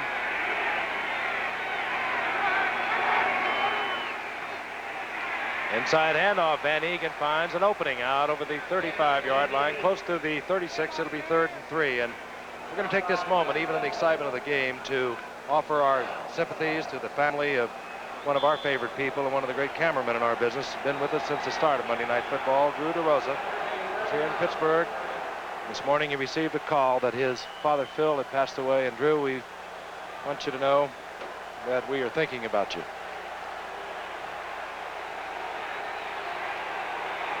3rd down 3. Ball just over the 35-yard line. Plunkett, good protection. Fires and it's complete. Cliff Branch has another first down out close to midfield. They'll mark it around the 48. I just can't express enough admiration and respect for Jim Plunkett. Frank has told you twice tonight, detailed his personal history. As we look again, Don. He's getting pretty good protection. Earlier part of the game, we saw a little more pressure, but again, Jim steps up in here, throws kind of a comeback pass to Branch. We've seen Branch do this before. Right on time and picks him up a first down. Pride and poise, we Viewbank used to say, and Al Davis always says, and this is what Plunkett has been tonight. On first down, Plunkett will put it in the air again. Under pressure, and he goes to Branch again. Branch has another first down. He's down to the 38-yard line, stopping the clock with 12:10 in the 4th quarter. It's a play like that that will make him think again about the blitz. You saw him come that time. They picked up the linebackers that were coming, and once again he worked to Branch, this time to the outside. Don, he is running an aggressive game at a time when one would think a man might be conservative. It's a great performance by Plunkett. Branch out to the left once again. Bob Chandler splits to the right. Plunkett mixing it up and sends Mark Egan up the middle. Inside the 35, close to the 34. A gain of a couple. Will be 2nd down and 8. And he is calling a very heady game. Hey, what he's doing, he's keeping the Steelers honest with that pop up the middle. They can't totally disregard the run because they never know when he's going to put Van Egan or King between the tackles. So they have to play it a little conservative, does the Steeler defense. Arthur Whittington, the speedster. Speedster set back for the Oakland Raiders. Checks in. He wears number 22. Now Chandler and Branch are both aligned, as you see, to the right. Bottom of your screen is Chandler. In the slot is Cliff Branch. Plunkett feels the pressure. Oh, what a pass! Under tremendous blitzing pressure. It caused man-on-man coverage, and Cliff Branch was there, and Plunkett put it to him. Oh, now that is lovely. I'll tell you, I don't believe the way this man has played today. That was really lovely. Maximum pressure, had people all over him, threw the ball. And again, the ball could have been thrown much better. Cliff Branch, with his speed, had a step or two behind. Let's look at it again. Van Egan's going to pick up a block in here. That's really important. But they didn't pick them all up, and you saw him get hit by Robin Cole, number 56, just as he released it. One step on Donnie Shell, and you got 6 points. And what's beautiful about this is the human drama, because it shows what the human spirit can do. And Jim Plunkett typifies it. It's a great, great performance. Let's go back once again. I said it earlier in '78 when Plunkett had been released by the 49ers. He was signed by the Raiders. They told him, we don't expect you to play a lot. You just spend a year, which he did without playing one moment in '78. He spent the entire year just getting the confidence back that he had lost. Good concentration by Cliff Branch there. And as you always do, you get a one-on-one situation with the blitz. Plunkett was able to read it, stayed cool, delivered to Branch, who had beaten Donnie Shell. Will be back. The stats of the night as we look at the scoring drive, the touchdown. Plunkett 12 of 20, 245 yards, 3 touchdowns, maybe more important, no interceptions. Chris Barr kicks off. Pollard will take it at the 3 for the Steelers. Look out. Pollard tries to turn it around, and that's a mistake. Gets to the 12-yard line, nailed there. They'll mark it around the 13. Rich Martini down there defensively for Oakland. Made his original mistake when he caught the ball. Should have let it go in, touch it down. Unless you can get back to the 20 and past it, don't take the football. And the next mistake, he let his blocking run away from him, and the other guys got through there. He didn't keep up with the blockers. Set to go in a seesaw battle. The Steelers now, throughout much of the game, having to play catch up. They've been able to do that. Bradshaw stays in the lineup on 1st and 10. Ball at the Pittsburgh Steelers 18. The handoff to Hawthorne, and Hawthorne runs into Rod Martin, and there will be a loss on the play back to the 10. A loss of 3. Oakland. And if you saw their game a week ago against San Diego, you know in the second half, defensively, they really came to life. They really poured it in on Dan Fouts. They sacked him 7 times as they took that ball game from San Diego. And on the sidelines, you know a man who would love to be in there is Franco Harris. Damaged his knee last week somewhat against Cincinnati. They decided they'd hold him out of tonight's action. And if they lose tonight, the Steelers are tied with Houston and Cleveland. Bradshaw, 2nd and 14, fires out complete. Goes out to Jim Smith. He's just short of the first down. Terry got hit pretty good again on that, and I believe he's going to have to come out again. Good Lord. This is his right arm this time. How much can he take? Yep, holding the right hand, the passing hand. Well, he got hit again, but I think it's Matuzak was back there, and there was somebody else. That Rod Martin was back there on the blitz again. He really just, I don't understand. You know, you get a lot of licks back in there, and he's tough. But let's see if we can see what, there's Matuzak coming over a lot of people. And I think it's Matuzak is the one that kind of socks them up in there. Matuzak could bury 12 quarterbacks at once. He got number 12 right there. That's Gain of 13. It's 3rd down and 1. Ball out at the 23-yard line. Inside handoff. Hawthorne. He runs into Matuzak, and there will be a loss on the play of a couple, and Pittsburgh will have to punt. That could be it. There was not even this early. That could be it without turnovers. 9:20 and the seconds are ticking off the clock. Out comes the punting unit. Craig Colquitt for the Steelers. Ira Matthews settles in for the Oakland Raiders at about his own 37-yard line. Here he is. Has not been able to turn in the kind of punt returns that they expected of him. He's averaging a little over 4 yards coming into tonight. Led the nation in Wisconsin as a senior 2 years ago with over a 16-yard average. Off Colquitt's foot. He didn't want to kick that one. He hung it high, but it does take a bit of a Steeler bounce. It'll go out of bounds inside the 47-yard line of the Oakland Raiders. They'll have good field position. That picture needs no words. Terry Bradshaw on the sidelines. Second quarter, hurt his left shoulder, has just come out of the game holding his right arm. We'll be back. Terry Bradshaw on the Steeler bench, obviously shaken up, but they have not taken him to the locker room. We'll try and get a report for you. We know that he came off holding his right shoulder, his right arm. Earlier, he had gone off holding his left arm, came back twice, had to leave the game again. And Cliff Stout has been alternating almost by series with Bradshaw. Meanwhile, the Oakland Raiders have the football, 1st and 10, the ball inside their own 47-yard line. And off is Kenny King, left side, and Kenny King over midfield gets down to about the 48-yard line for a gain of 5. Mel Blunt on the stop along with Dennis Winston. It'll be 2nd and 5. Exactly. Mel Blunt's tackle gave him an extra 3 yards.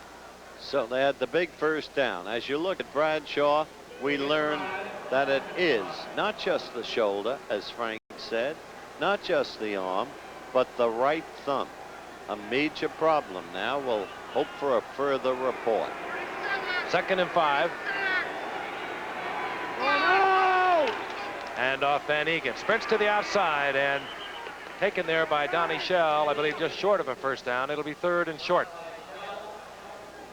I guess the score would indicate this, but it just occurred to me as Oakland has punted 1 time, haven't they? Great guy. 1 time, and a great punt. That was Colquitt's second punt. So, well, there's not been one of your defensive That's battles. right. They've been moving that thing up and down. Coach, what do you think? 76 points scored thus far in this ball game. 1 point short of the highest total ever scored on Monday Night Football. Raiders on top, 42-34. 3rd down, less than a yard to go. King gets the call, and King is upended It'll be close to a first down. Good defensive play that time. Not Jack sure Ham. he got it, Frank. Not sure he got it. Did you see Jack Ham come in for that linebacker position? Now that's when you can stop a guy. He may have gotten the first down. Still a terrific defensive play by Jack Ham. I'm not sure he got it, Don. Oh, I'm not either, but I just was looking at old Jack Ham out there. Out come the yard markers. May have gotten it by an inch, but it's going to be terribly close. Not sure he got it. No, he didn't. We'll know in a moment. He didn't. I agree with you, Howard. He did not get it by 2 inches. What do you do? Terry's saying right now, what do I do? Because he's got to be. What do? You banged kick up. the ball. Yeah. With the 42-34 lead. They have to kick it. They have to. Well, they don't have to because nobody's moving out there right now unless they got the old quick kick. They're not going to. Yeah, that's the old quick kick. In comes Todd Christensen. He is the extra tight end that they bring in. All right. Now he goes out, and the short yardage unit stays in for Oakland. The ball is at inside the 44-yard line. 4th down, inches to go. Plunkett calls timeout. And Plunkett doesn't like it. He calls timeout. We'll move over to the sidelines. 7:02 remaining in this game as Jim Plunkett has put on a whale of a show tonight. 3 touchdown passes, slides over to have a word with Tom Flores. We'll be back. Jim Plunkett trots back out onto the field. The situation, 7:02 remaining in the game. The Raiders over the Steelers, 42-34. 4th down, inches to go. The ball inside the Pittsburgh Steelers 44-yard line. Terry Bradshaw, we are told, will not return to the game. Damaged right thumb. He is going to really feel the pain tonight. He has been battered and bruised all night long. Key play for the Oakland Raiders. And Van Egan bowls for the first down. And so Oakland maintains possession at the 42-yard line of the Pittsburgh Steelers, and the seconds continue to tick. Well, they got it, but I still think it was the wrong play. They're ahead 8 points. They now have less than 7 minutes left. Kick it. What if they had missed it? Then, okay. But don't play the game the way the fans want it. Play the game the way you know is right. They did. They took a gamble there, didn't they? They sure did. Yeah. Seconds ticking away. Inside 7 minutes remaining in the game. Wild offensive show from Pittsburgh. Van Egan gets the call, and Van Egan surges ahead for perhaps a yard. It'll be 2nd down and 9, and I just want to also extend our sympathies tonight to Jim McKay, our colleague, of course, so popular throughout the country, throughout the entire world, as a matter of fact. Jim McKay and his wife Margaret are in Philadelphia. Jim McKay's father passed away this morning, and again, Jim, we are with you. Or rather, Jim, I'm sorry, let me correct myself. It was Jim's mother who passed away in Philadelphia today. A great friend and a great pal, and you have our sympathies, Jim. 2nd down and 8. Arthur Whittington. Whoa! Whittington finds an opening and gets down to the inside the 35-yard line. And you notice that we haven't been calling Joe Green's number tonight in the middle of that line. And Joe's the kind of guy that's been really the anchor for that defense. Interesting point. A lot being written about that in this town. Well, in talking to the coaches, well, they say Joe really has been playing well. That time in particular, they did go with his general area, but Mickey Marvin's the big guard that's been working on Joe. Mickey Marvin is a 4th-year man out of Tennessee, and he is an animal. He is a great player. They're down long, too, and the crowd once again roaring defense. Whittington again gets the call. Whittington down close to the 33-yard line. Well, you would assume if they'd gone for it 10 yards up the field, they're going to go for it again right here. I don't know, but I'll tell you this, Frank. We are now within the 5-minute mark, and they are fighting the clock. And Pittsburgh it's ticking is. away. And it's been a long time since the Pittsburgh Steelers lost 2 games in a row at home. Frank has told you that. And nothing is forever, but it's a long season, and when the Steelers get healthy, watch out. 4th down and a yard to go. Could be a long count. Trying to draw the Steelers offside. There's your play action. Plunkett had a man open for a moment, and he goes to Casper, and Casper has the first down. Or rather, Raymond Chester. So easy to say Casper now. In Houston, the Oakland Raiders, the proud possessors of Houston's, or at least a reported #1 draft pick and a pair of 2s. They sent Casper to Houston this past week. We are down to the 4-minute mark, and we will be within that mark in seconds. We are now. 3:57, 3:56, counting time, and time of the essence. Ball at the 31-yard line. Bob Chandler split out to the right.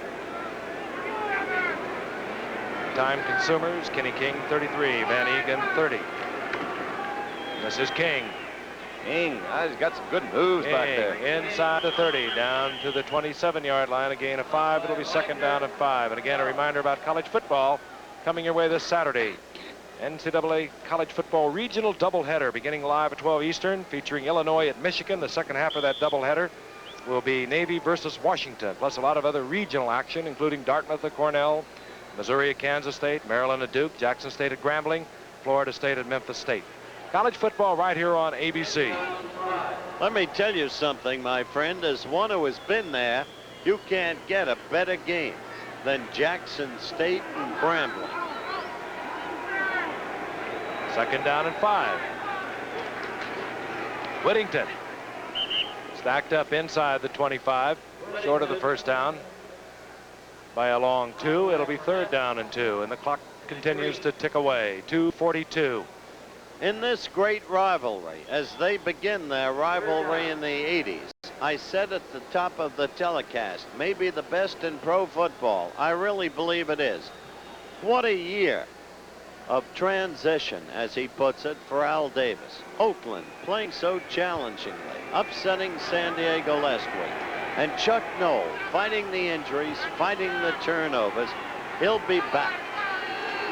On the 3rd and 2, Whittington bowls forward. He's close to another Oakland Raider 1st down. And we move close to the 2-minute warning.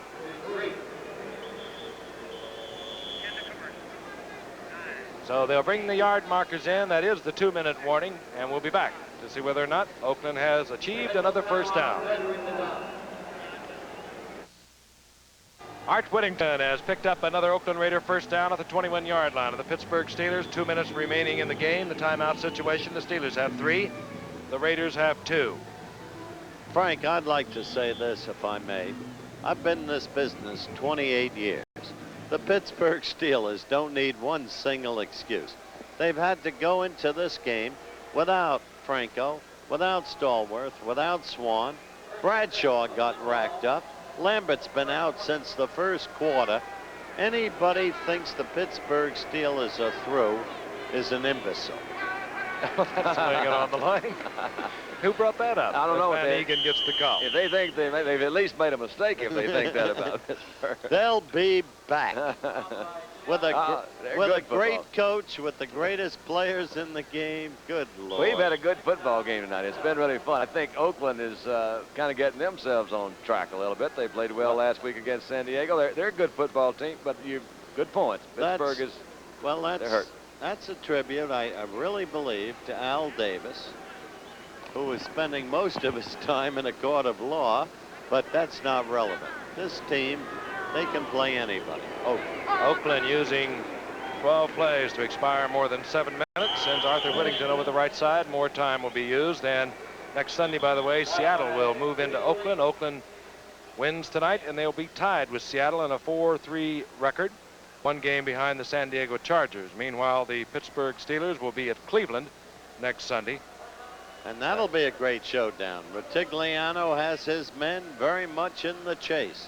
And providing the Steelers lose tonight, they too will be tied with the Cleveland Browns when they go into Cleveland next week.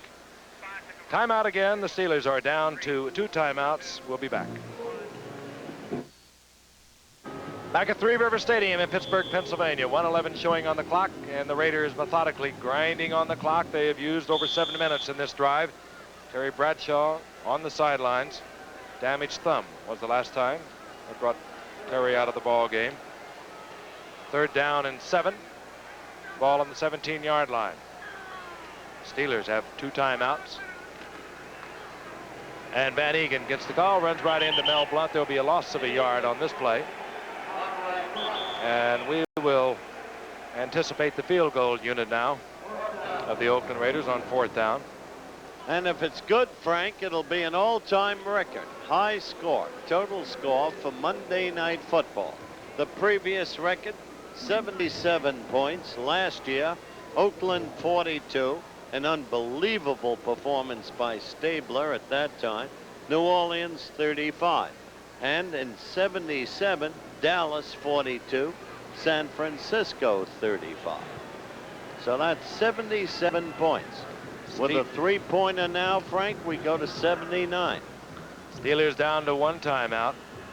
Running off all those numbers, it reminds me that's Incredibles coming up next on the West Coast. How'd you work that in? You helped him. We'd like to thank our statistician, research man, Jerry Klein, our spotter, Steve Pazika, as Chris Barr makes an attempt of 36 yards. The brothers Barr kicking tonight. Chris, of course, for Oakland. Matt Barr, of course, for the Steelers. And Chris drills it through, 36 yards. And the Oakland Raiders have 45 on the scoreboard. The Steelers have 34, 58 seconds remaining in this game. We'll be back in a moment. And Lynn's 1981. Basic defensive tussle here in Pittsburgh as Chris Barr sets it up to kick off to Frank Pollard. Pollard down around the 2-yard line. Barr drills it along the ground. Is handled there by Dennis Winston, and Winston ambles out to the 35-yard line. They'll mark it at the 36. 52 seconds on the clock. The Pittsburgh Steelers will fall into a tie with the Cleveland Browns in the Central Division of the AFC. Both will have 4-3 records after tonight. Of course, Houston also has their 4-3. You bet. Those two guys played some good football tonight. And Oakland with the win. As we look at the standings, there's obviously talked to you about a moment ago. And let's take a look at the Western Division. Oakland will play Seattle next week at Oakland. 1st and 10. Cliff Stout stays in the lineup. Fires over the middle. Is incomplete. Intended there for Rocky Blyer coming out of the backfield. 48 seconds remaining in the game. We'll see these Steelers down the line. We have them December the 4th down in Houston on a Thursday night game. We have them December the 22nd, and I'm looking forward to that one. In fact, we have a lot of great games coming up, starting this Sunday night in Dallas with the Cowboys and San Diego Chargers. But the final game of our season will be these Pittsburgh Steelers and the Chargers, December 22nd in San Diego. We'll see Oakland again before this season is over, too, Frank. It'll be interesting to see how that team develops as the season goes along. Big Cliff Stout getting him a chance to play. This is Blyer, and Blyer has a first down out to the 48-yard line as the seconds tick away. Mike Davis, Ted Hendricks on the stop defensively for the Oakland Raiders. Stout, of course, having called the plays in the huddle, and stepping off sides was Willie Jones. The play will go. It's called a free play. Oh. And boy, Stout really was bopped by Cedric Hardman. Cedric Hardman. That's almost the identical play which put Bradshaw on the sidelines when Hardman came in. Offside, you saw at top of your screen. Hardman is an interesting pickup by these Oakland Raiders. They always seem to come up with someone like Hardman. He had a little trouble injury-wise with the 49ers a year ago. They got him for a middle-round draft pick, and he has been a great performer over his 12 years in the league. Outside, number 90, defense. Willie Jones, you saw at top of your screen. First down, 5 to go. The ball inside the 47-yard line of the Oakland Raiders. 19 seconds on the clock. Stands have emptied out. Disappointed Pittsburgh Steeler crowd. As I said before, that's since 1970 as these Steelers lost 2 in a row here at Three Rivers Stadium. Trying to get the ball to Frank Pollard. No flag down. Incomplete pass. 14 seconds now. Second down. And in there, Frank, right at the end, Willie Jones, for the very reason that Oakland had drafted him, the pass rush. An impressive performance, regardless of the Pittsburgh injuries, by an Oakland team that is clearly, as Davis puts it, in transition. In consecutive weeks, you knock off San Diego, knock off the Pittsburgh Steelers. You're not in transition. You're there. And there it is. The Raiders win another one. 2 consecutive weeks they've knocked off prime contenders for the Super Bowl. Once again, the final score, Oakland 45, the Pittsburgh Steelers 34. Remember to stay tuned after your local news for ABC News Nightline over most of these ABC stations. Travel arrangements made through and a promotional fee paid by United Airlines. United flies more people to Hawaii than any other airline. That's what friendly skies are all about. This has been a presentation of ABC Sports, recognized around the world as the leader in sports television. The Raiders over the Steelers 45-34.